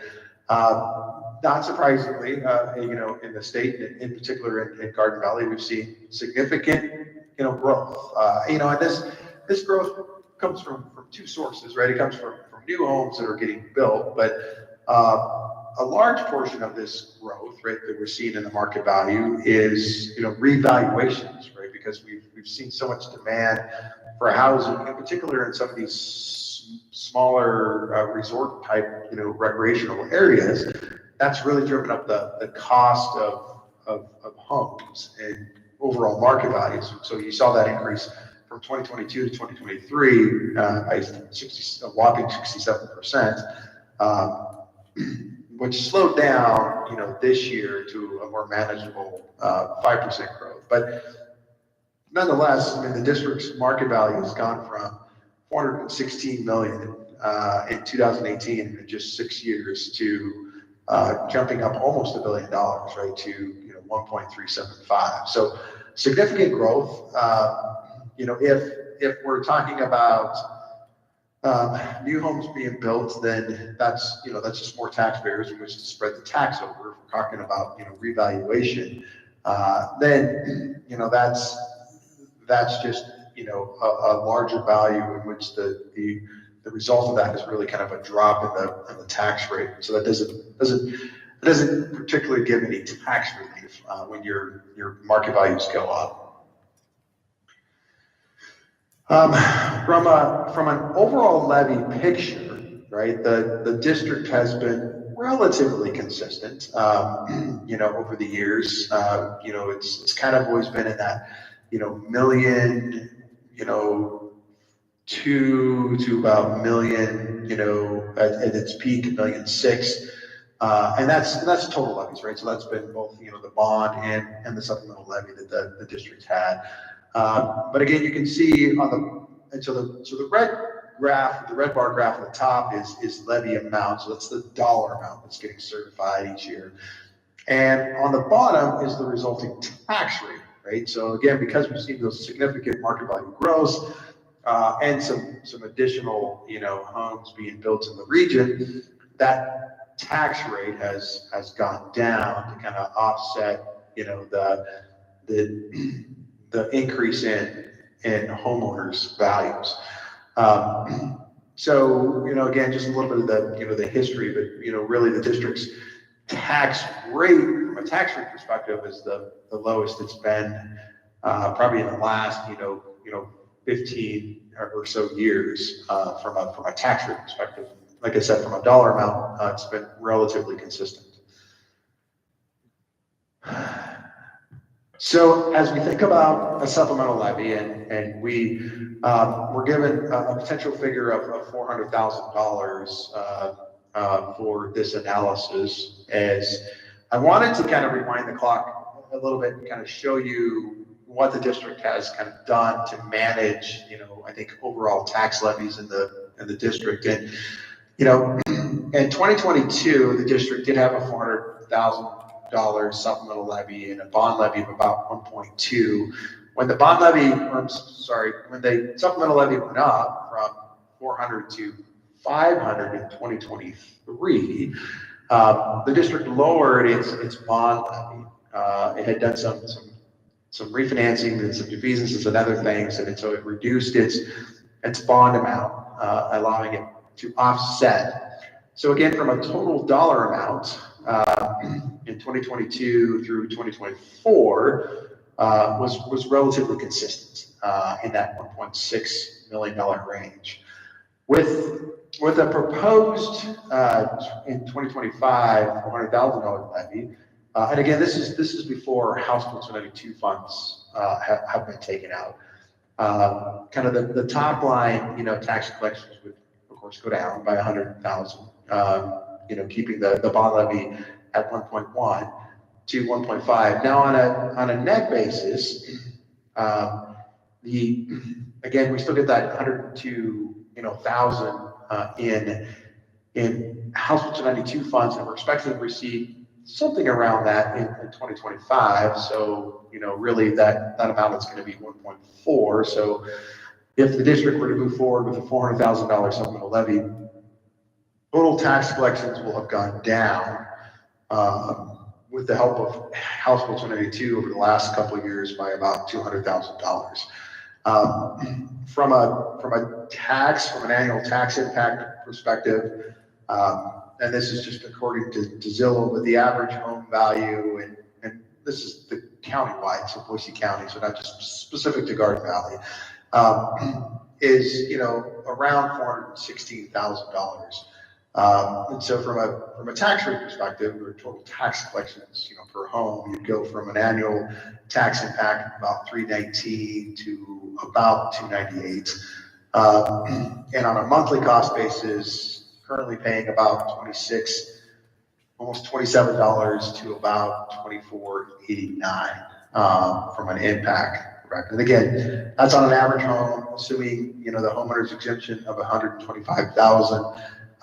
Every home is going to be a little different in terms of the impact, but it just gives some sense of what it means to potentially reduce the supplemental levy from a tax impact perspective.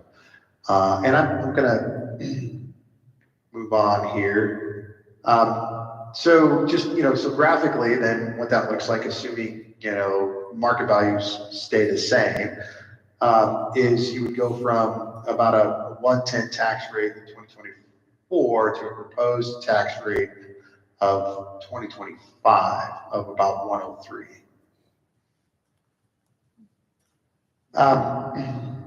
So shifting gears from kind of historical tax impact to the ballot question. And again, this assumes that the board makes a decision. You wanted to move forward with a new supplemental levy as a district and as a community.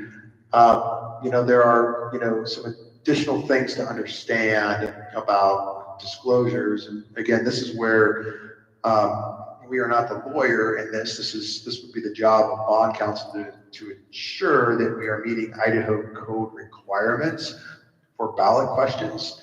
But there's a requirement, right, to provide an estimated annual cost for $100,000 of the supplemental levy. Now you can include what the previous levy was, as long as it's tied to the supplemental levy. So you can show that it is getting reduced if you wanted some additional language in there. But this is required language to show the cost per 100,000. And this language that's in here is not specific to Garden Valley School District. This is just some example language from a previous transaction that was done, I believe, sometime last year. And so that red language you see in the red font is the optional disclosure, right? So the blue that says the estimated average annual cost of the taxpayer on the proposed levy is a tax of $38 per 100,000. But you can, again, if the community felt, if the board felt it was appropriate, you can add that the proposed levy replaces, again, that existing levy and when it expires. The other change that is new from the last time that the district ran a levy is that you now have to, at least in broad categories, say where the supplemental levy is going to go from an expense side and what it's going to support. And you can see this one is from, Shelley School District, number 60, the one that they did last year for $725,000, and kind of what some of those are. This is a fair amount of detail. The district doesn't have to necessarily go in this much detail, but you do have to identify some of the major accounts, whether it's going to, support what the supplemental levy is intended to support. So something to think about as you guys kind of go through this process. So from an election date standpoint, so House Bill 292, rewind the clock a little bit. So the district used to have 4 election dates. You used to have an election date in March, May, August, and November. And then with House Bill 292 last year, there was a removal of the March date. And this is really just to kind of put you guys on notice that currently, if you've not read the bill for House Bill 521, which is the infrastructure bill that has been proposed by the governor this year to try to help pay for facilities across the state.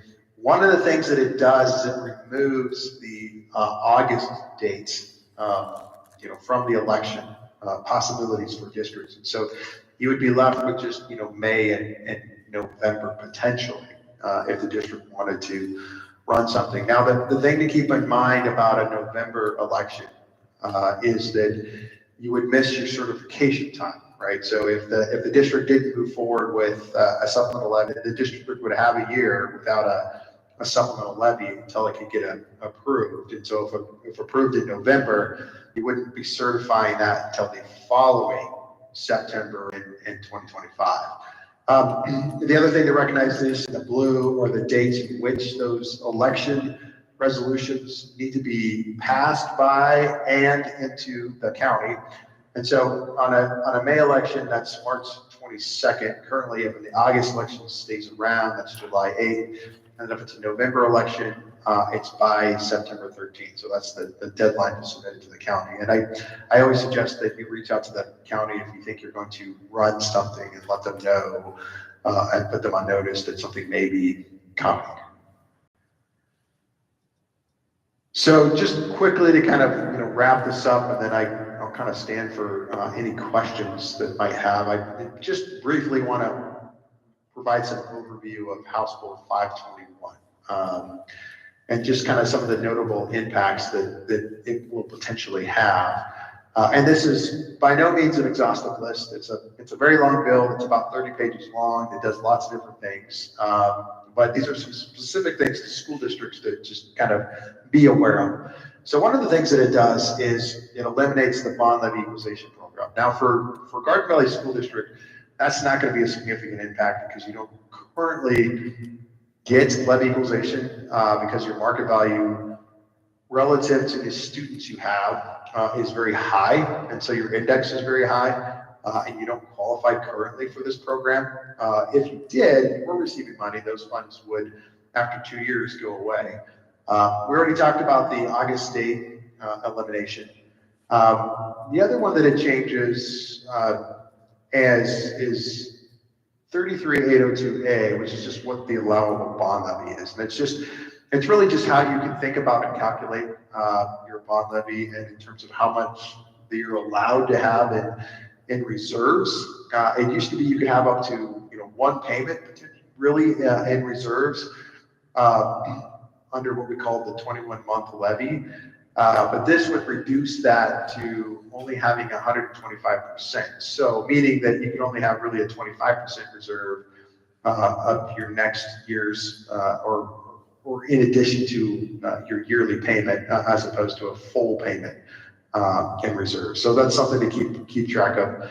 The other thing that it does is it creates the School Modernization Facilities Fund, which is the new potential capital funding program and how the state is going to provide funds to potentially just school districts to fund new capital projects. And the last change that it does that's necessarily doesn't impact the school district today because you don't have a plant levy. But it does make changes to the School Facilities Fund, House Bill 292, that waterfall we talked about. One of the things that was omitted from the first year that it was passed was adding in plant levies that we talked about as one of the pieces to be offset by House Bill 292 funds. So it would add plant levies into that waterfall. So if you had one and you were receiving House Bill 292 funds, you would have to first offset that plant levy or any other levies before you can utilize it to fund long-term capital projects. So that's kind of a quick overview and kind of a background on the district and some recent legislations that have impacted the district. I'm going to stop sharing my screen. And then I'll stand for questions from either the board or if there's anybody else that had some questions for me that I can help answer. I'd be happy to do that. Can you hear me?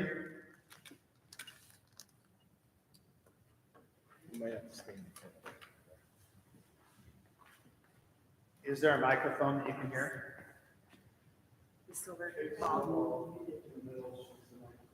This one, can you hear me? I asked a question there. I don't think he can hear you.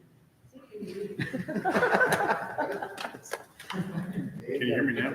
Can you hear me now? Yeah, pick up that thing and dance. I don't know, it's like a disco ball.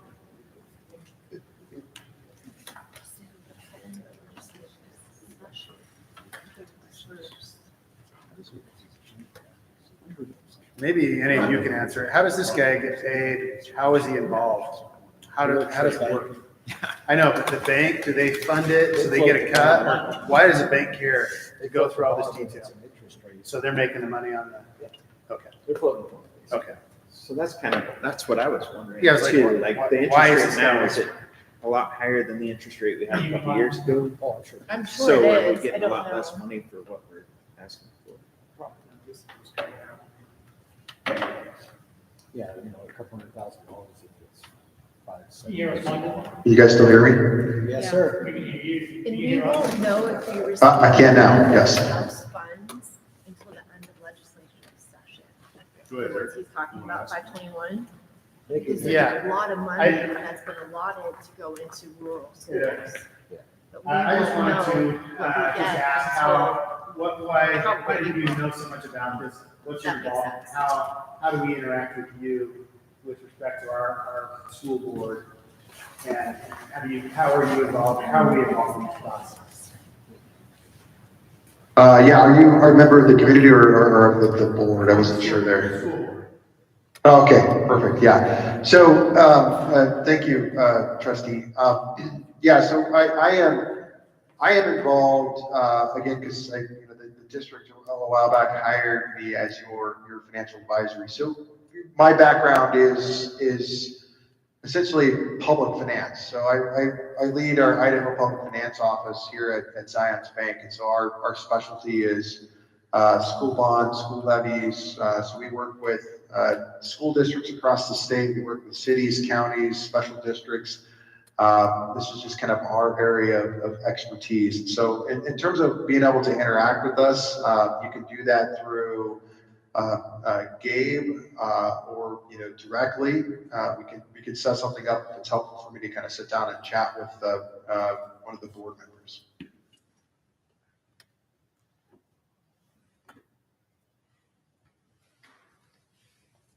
Are there any action items for us?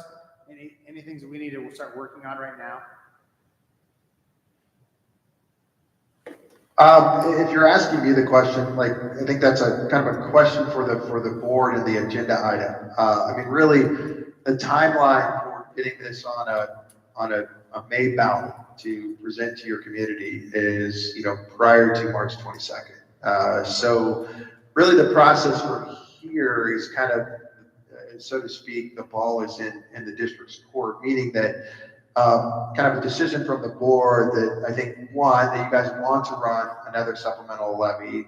Two, what that annual dollar amount is going to be. So you saw in our analysis, we were assuming it dropped 100,000 to 400,000 annually for up to 2 years.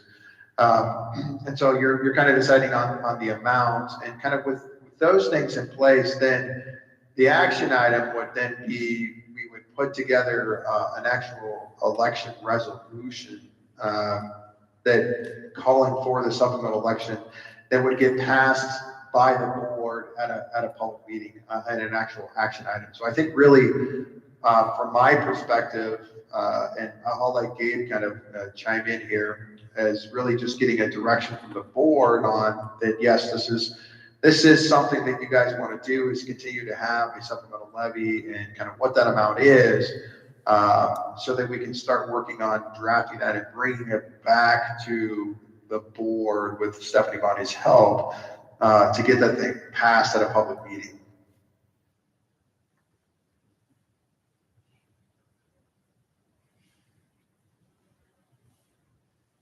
Hi there, Michael. My name's Ken Donnelly. I'm also on the board here. I had a question about the plant levy. When you put the table up there, you had three different,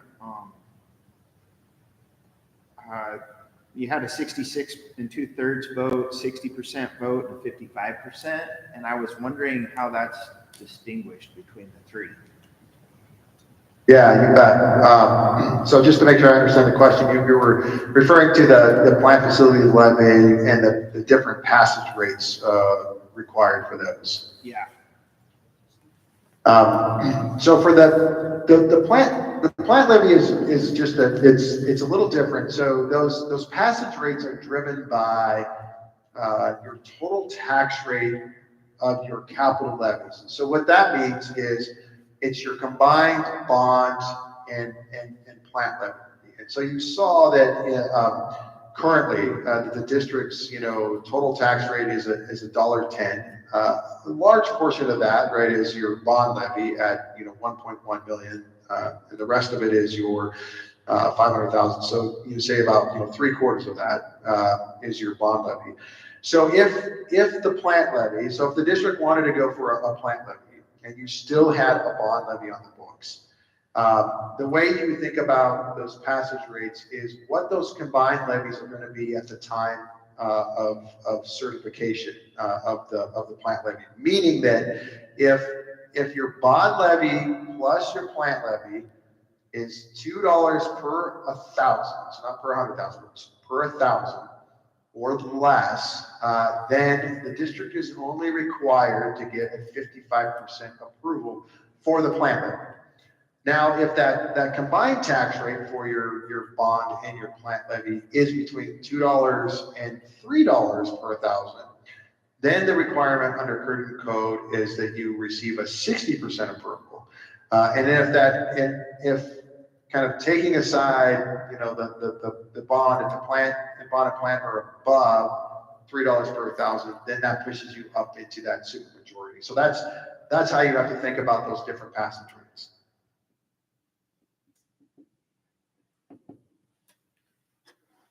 All right, thank you. And then the plant levy, that was for construction, right? Where the other just kind of went into a general fund, this. So the plant levy's intent, right, is really kind of, maintenance and operations, or not operations, but maintenance of facilities, meaning that, it's an annual collection up to 10 years for the plant levy. So, you can go up to 10 years, but you're typically certifying a dollar amount that says that, hey, we would like to have, $100,000 per year for 10 years. So a total of $1 million over 10 years. They get certified, it just comes in as cash flow, right? And so that cash flow comes into the districts, $100,000 per year that can be used for, paints, repairs, or any additional things to the district. But the one thing it doesn't provide you, right, is it doesn't give you the ability to borrow money and accelerate all that upfront like a bond levy does, right? So if you were to, ask patrons for, a $10 million bond, then you could go and issue $10 million of bonds and get that bond, all that funds up front versus, over time on a plant levy.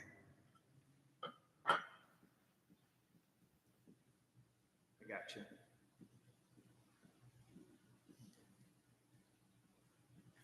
Is the community allowed to ask a question? Yes.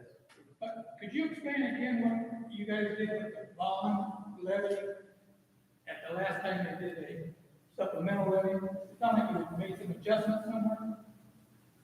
That's correct, sir. So that what the district did is because they had, and I'm using some terms here. So we use this term called defeasance. Really what that term means in our world is that the district had some extra funds a few years back that were sitting in that bond fund as reserves that weren't needed anymore. And so they utilized those to pay down debt, shorten the debt, right? Reducing the bond levy payment, which allowed the district to lower that bond levy at the same time that the supplemental levy came on. So the bond levy, so the amount of money, right, that the district asked from patrons in, I think it was 2022, was $1,200,000 for the bonds and $400,000 for the supplemental. When you went to 2023, when it went up to $500,000, right, the district, because of the savings it received from paying off some of its debt, was able to lower its bond levy by that same $100,000. So net tax collections or net tax impact, right, from or how much money that the district was receiving was neutral because one went down and the other one went up by the same amount. Did any of that extend the length of time to pay off the bond levy? No, it did the opposite. It actually shortened the length of the bond. Okay, thank you. Do you know how long is remaining on the bond levy? I believe it's 2028. I can look that up really quick, but I'm pretty sure that it matures in 2028 now. That sounds right. Just from memory.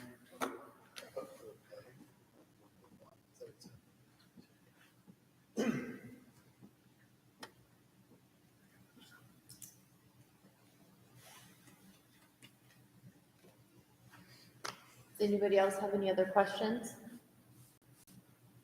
I had one more. So I was just curious, like last time we asked for the 500, with the, like in the last couple of years, interest rates have gone up a lot. I'm curious what the interest rate would be on a levy now. When you're asking interest rate on a levy, are you talking about if the district were to run a bond? There's no interest rate associated with a supplemental levy. Okay, I'm curious. Okay, yeah. What would it be on a bond levy? Or is there one on a plant levy? No. So again, to kind of distinguish between a bond and plant supplemental levies are just cash flow, right? It's kind of like receiving your income from your job.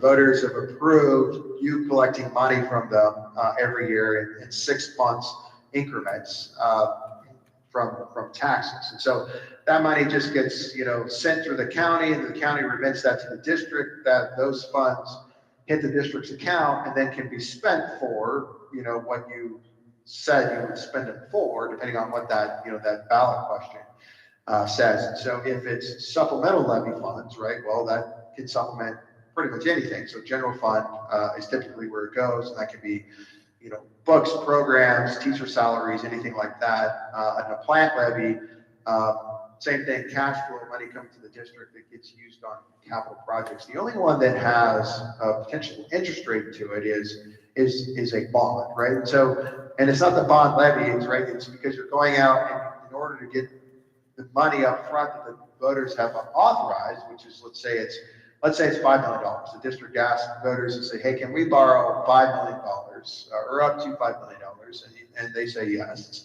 Then you can go out to the municipal bond market and borrow $5 million, and the rate depends right on the term. And so, for instance, a 20-year bond today is probably around 4.25% on a tax exempt basis.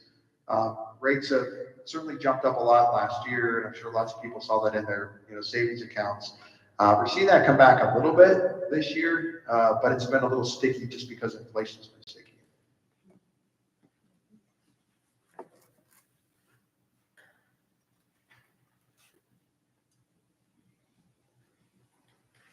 And just to chime in really quickly on the district's current debt, I looked this up, and it does mature September 15 of 2028 currently.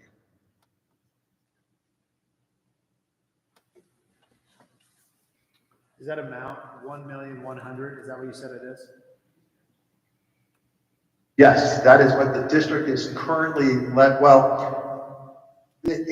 that is the amount that you're collecting for the bond. The actual levy this last year was only $1 million from voters because of the House Bill 292 funds, right? So it went down another 100,000 this last cycle. What happens when the bond matures? Then the district is no longer authorized to collect the tax, right? And so if the bond matures, that tax goes away unless the district gets authorization from voters for a new bond levy within the district. And what is the exact amount of the bond that's remaining? Currently, what's remaining is $4,090,000.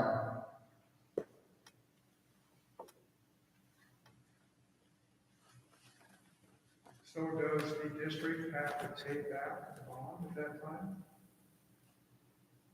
Well, so just like your mortgage, right? Just like your mortgage, the district's paying principal and interest every year, right? So when it levies the tax, the only thing that tax can be used for under the authorization from the voters is to repay the debt. And so they make annual principal payments and semi-annual interest payments to investors to pay that back every single year. So every year that gets reduced. So for instance, in September 15th of 2024, so this year, the district will pay off an additional $755,000 through that levy plus interest cost owed to investors.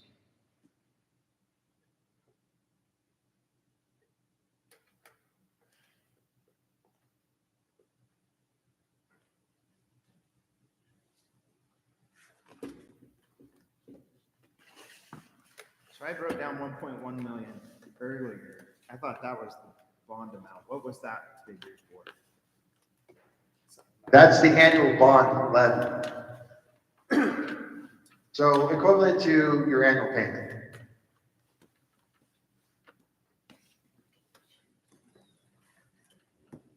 Where did the $400,000 number come from?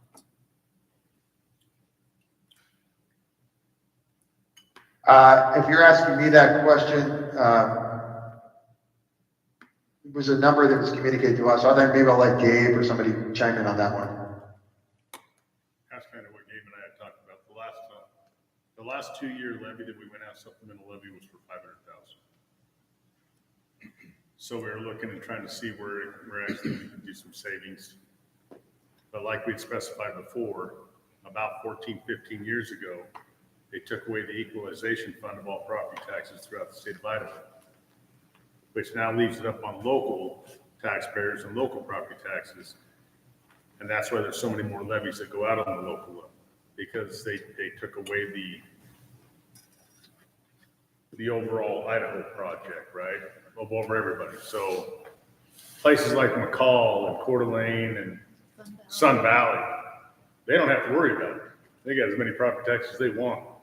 They'll never have to levy. But you get in areas like this where we don't make as much money to come in for tax base, and the state doesn't provide enough money for maintenance. We have to go to the voters to ask for a levy. And so every 2 years, almost every single small, even large school district in the state of Idaho that isn't in one of those highfalutin areas has to come out with a levy. You'll see West Ada do it. You'll see Boise do it. Emmett, Horseshoe Bend, everybody. I think Cascade goes for $800,000 every 2 years, if I'm not mistaken, or they used to. So the last one was 500. We're looking at lowering it down as much as we can and there's still stuff on the docket that Little's trying to get passed through that will give us more money for maintenance, which means that we would have to take less money off the supplemental levy, because then the state would be funding us more. Does that make sense?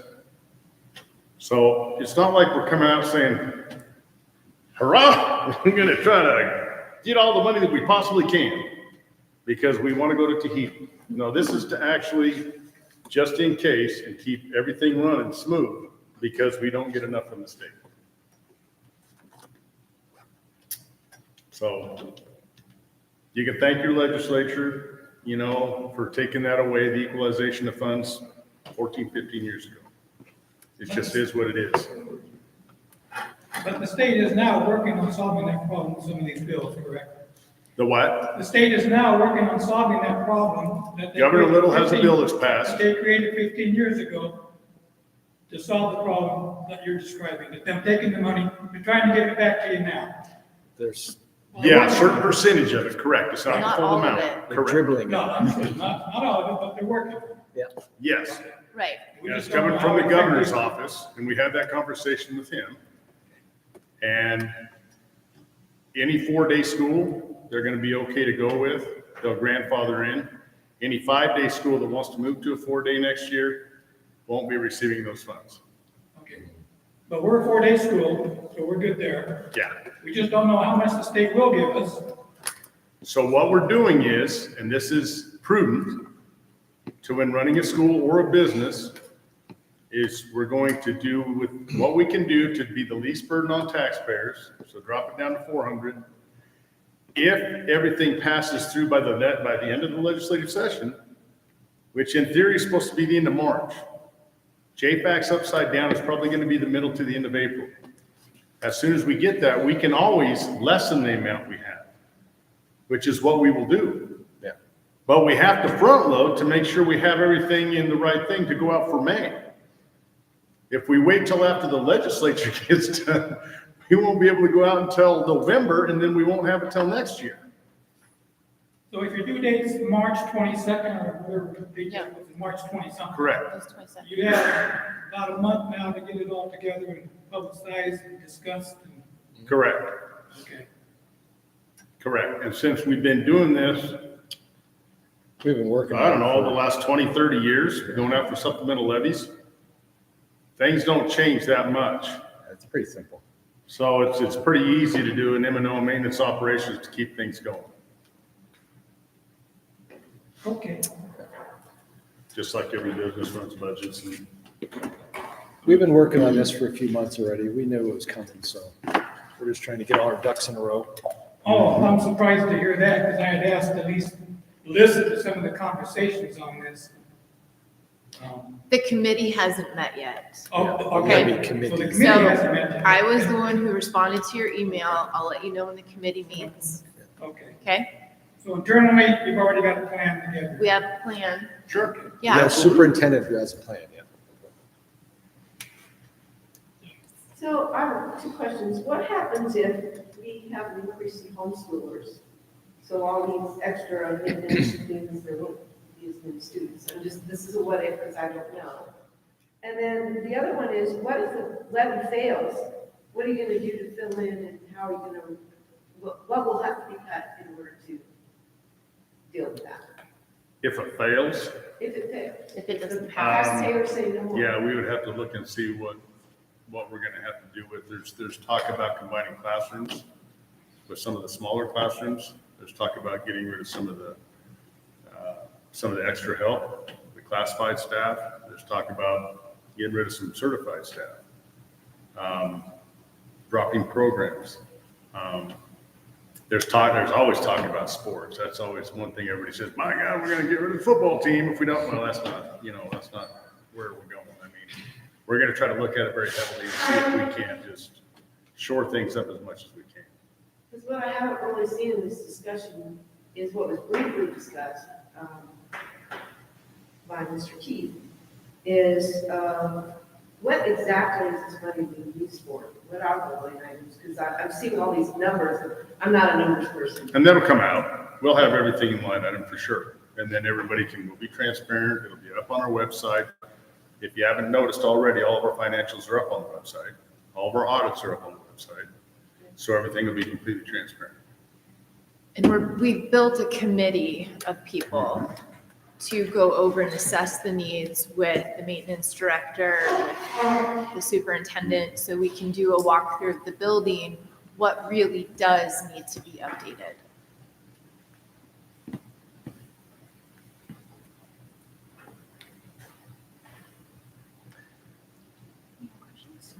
Yeah, are there any other questions? Okay, Thank you, Michael. thank you. Thanks. All right, thanks, everybody. Good luck. Let me know how else I can help, and I wish everybody a great evening. Thanks, You too, you thank too. you. Thank you. Okay, bye. So one thing, Madam Chair, that I realized there that, so Clay can kind of speak to this probably too, is that when you're going out for a levy, they're not getting an interest rate because they're not issuing you a bond, because you're not borrowing money, you're taking it from the county who's taking it from the taxpayers. basically. So that's, I guess, the differential between a levy and a bond. So, Okay. Okay, moving on to item number 4, the community forum on agenda items, references, policies 1520, 4105, and 4105F. Public comment will be taken from the public on matters scheduled on the agenda. The chairman may interrupt or terminate an individual statement when it is too lengthy, personally directed, abusive, obscene, repetitive, or irrelevant. A person wishing to speak on the agenda item should fill out a request to appear before the board, Form 4105F, and submit it to the board clerk before the meeting begins. These forms will be available at the sign-in desk or can be found on gbsu.net, policy 4105F. Do we have any Consent. Okay. Item number 5, new business. Number 1, Boise County active shooter training. Deputy Josh Ward, thank you for staying so late. No problem. So the Boise County Emergency Management, Trina, back last year, you all heard about the bus crash we had on Highway 55, very unfortunate. Yeah. And what Boise County learned in a hurry that we were not ready for a mass casualty like that. We handled as best we could, but Boise County hasn't been training like that in quite a while. And Trina has resigned since then, but Boise County is pretty adamant about doing a mass casualty training, and they want to do it here at Garden Valley School just because we are the school is most prepared for something like that. Okay. There's 4 dates for the training: April 6th, 20th, May 4th, and 18th. 18th is the big training. We're just doing baby training before that. Make sure we get everything in a row. We invited a bunch of different agencies, ISP. I know on the medical side of it, they invited St. Luke's, Lifeline, invited a lot of people up here for this training. Is that the email we got? Yes, that, and Okay. I'm trying to get volunteers for parents, for role players, because we want to do a role and make it a big training as realistic as we can. Oh, cool, okay. All those are on Saturdays. It doesn't interfere with anything, so. Do we need a motion to have that held here, or is it just something that's already going to be I mean, it's good to have it on record. I would go ahead and do it. happening? Okay. So, I'll hurry and vote on that now. Well, we can just leave it down. Well, I also just want to let you guys know that I put together a emergency minded call to SR, and all as our only deputies here at Boise County. It has school maps of every single school. I can't take the idea of this. I got it from the PD officer. They did this, but it's all the contact numbers they have, like four highest people, principal, superintendent, janitor, along those lines, in case there's something that they need after school. And I brought one of the binders here, and I'll pass it around so you guys can look at it. See that, so. Thank you. Does anybody have any questions about the training? I was gonna ask how to sign up. Yeah, I'll put you down. So, I'll try to make it if I. Oh, cool. Thanks for putting that together. Yeah, this is great. So where will these all be? So right now, they're all supposed to be here at the school, but the first one's law enforcement only, and we might just cater that out in the city, just because that's where we do our department meetings, and it's a lot easier to call deputies there at one time. Okay. But after that, everything's gonna be here. Okay. So I'll give you a rough outline. So first, gonna be the active shooter, stop the killing, then after that's gonna be stop the dying, that's when EMS will come in, do their first aid, whatever they can. Then after that's the reunification part. And that's the part that the county, that EMS really want to work on, because they had a problem with reunification after the bus crash, being accountable for all the kids that they had no idea where they went.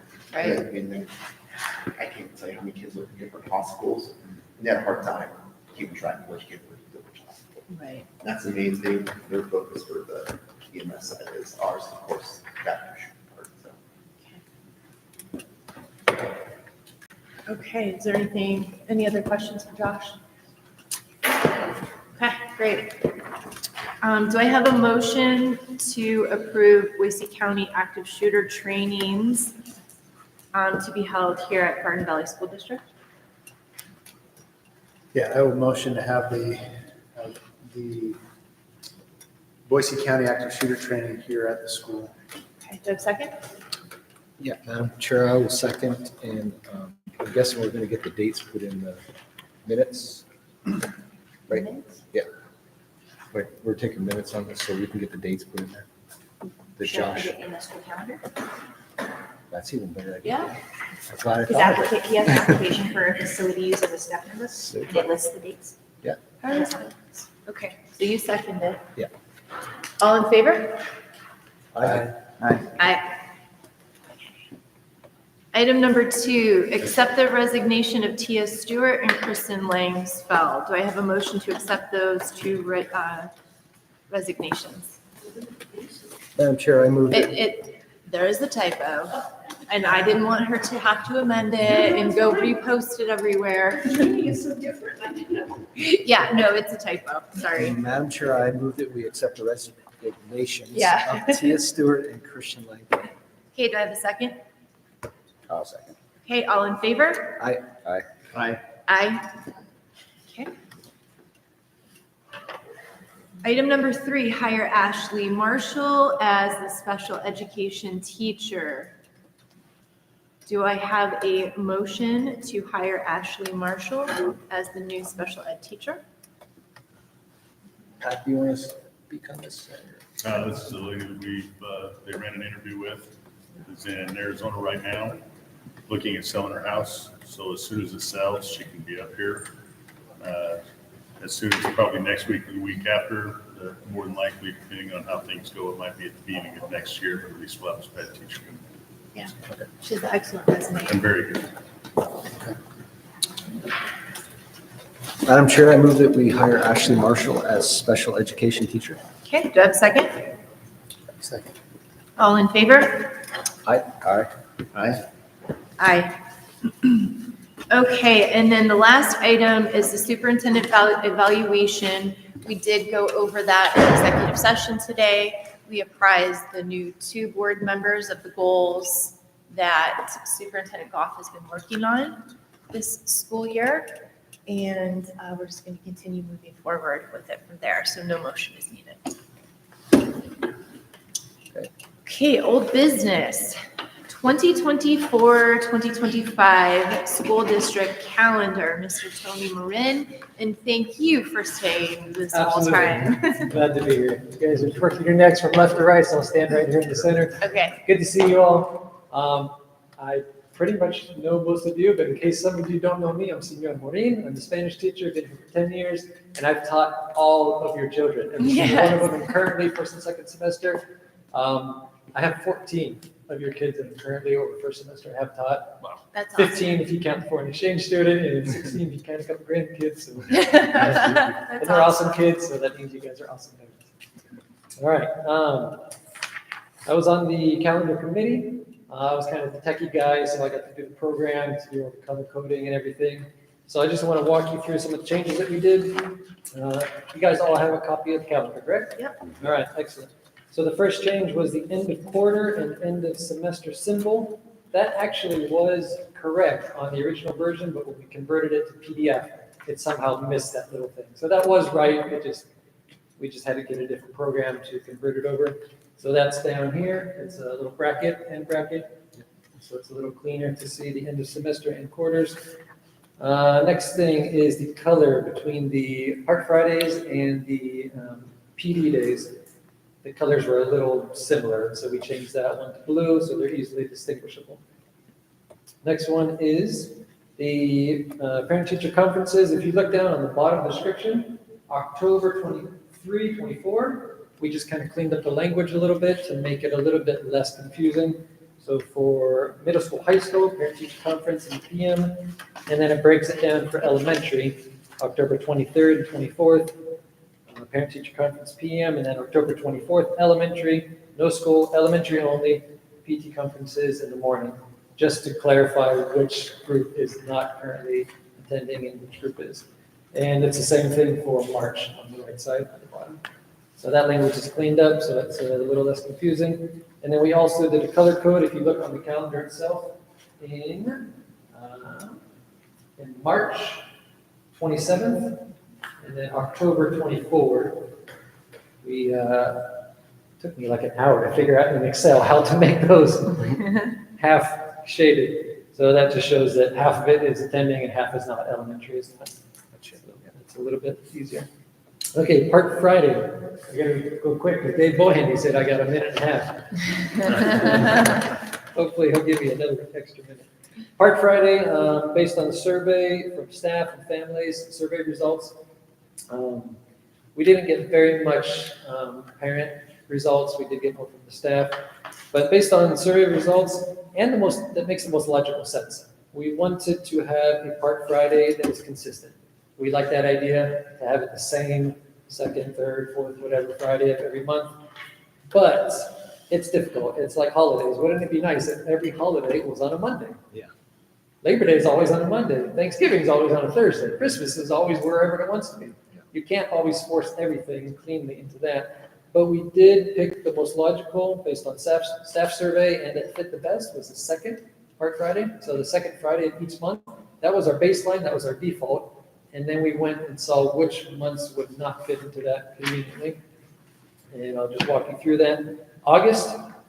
So August, you can't have a Park Friday on the 2nd because we just started school. Actually, the students haven't even started school, so there wouldn't be a reason for students to come in with extra academic support if they haven't done anything yet. January, so we put that to the 23rd. And that way they've been here for at least a week or two to get some support. January would be bad for students because we're just starting the second semester. So we wanted to give them a chance to actually do some stuff to where they can come in for those 2 hours and get academic support from the teachers. So we pushed that to the 24th. Also the 17th, if we did it the 17th, that's MLK Junior Day, and that's a 3-day weekend for potentially for parents, so that wouldn't work well for families. So we pushed it to the 24th. February, instead of the 14th, that would be bad for families because that's a 3-day weekend for President's Day, so we don't want to mess that up for anybody. So we pushed that to the 21st. We also have the PD Day on the 7th, so that fits nicely. And March, if we did it on the 2nd Friday, that would be spring break, as well as the 21st is spring break. And if we do the 28th, that's right after 2 days of parent-teacher conferences. That's too much. So we brought it up to the 7th, and everything else fit cleanly into the 2nd Friday. Any questions? Looks great. Looks great. Thank you for doing Very that. thoughtful. Thank you. Nice job. Thank you. Well done. Thank you. That was really nice. Okay, item number 6. This meeting is. Do I have a motion to accept the 2024-2025 school district calendar presented? I'll make a motion to accept the calendar, 2024-25 calendar as presented. Okay, I'll second. okay, all in favor? Aye. Aye. Aye. Okay, Did y'all say? Eric needs to Yes, say. I said it. Oh, okay, sorry. Okay. Meeting is adjourned. Thank you. We need to make a, some about our training, or is that? You too. We just can do it. Bye, my friend. Yeah. He did. Oh, He was perfect. listening to my conversation with myself.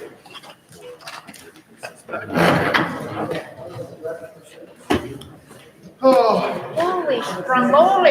It's not that late. Just that reason. I think we put a break in it. And we Like, it just- started earlier. Like, it just that break didn't, like, made it feel. The break made it feel, but then also we started at 5:30 instead of 6. Yeah, yeah.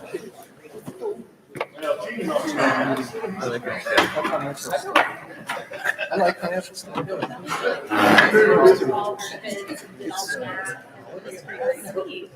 Thank goodness. I've been through one. You're safe. One presentation. Thank you, sir. Oh, sure.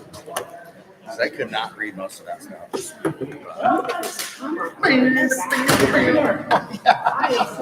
Well, I asked lots of questions about stuff, but Really?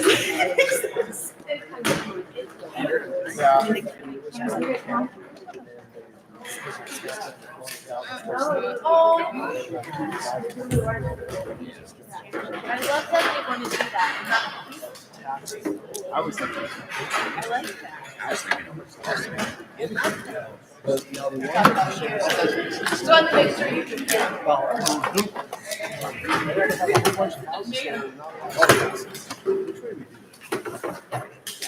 There's a bunch of houses.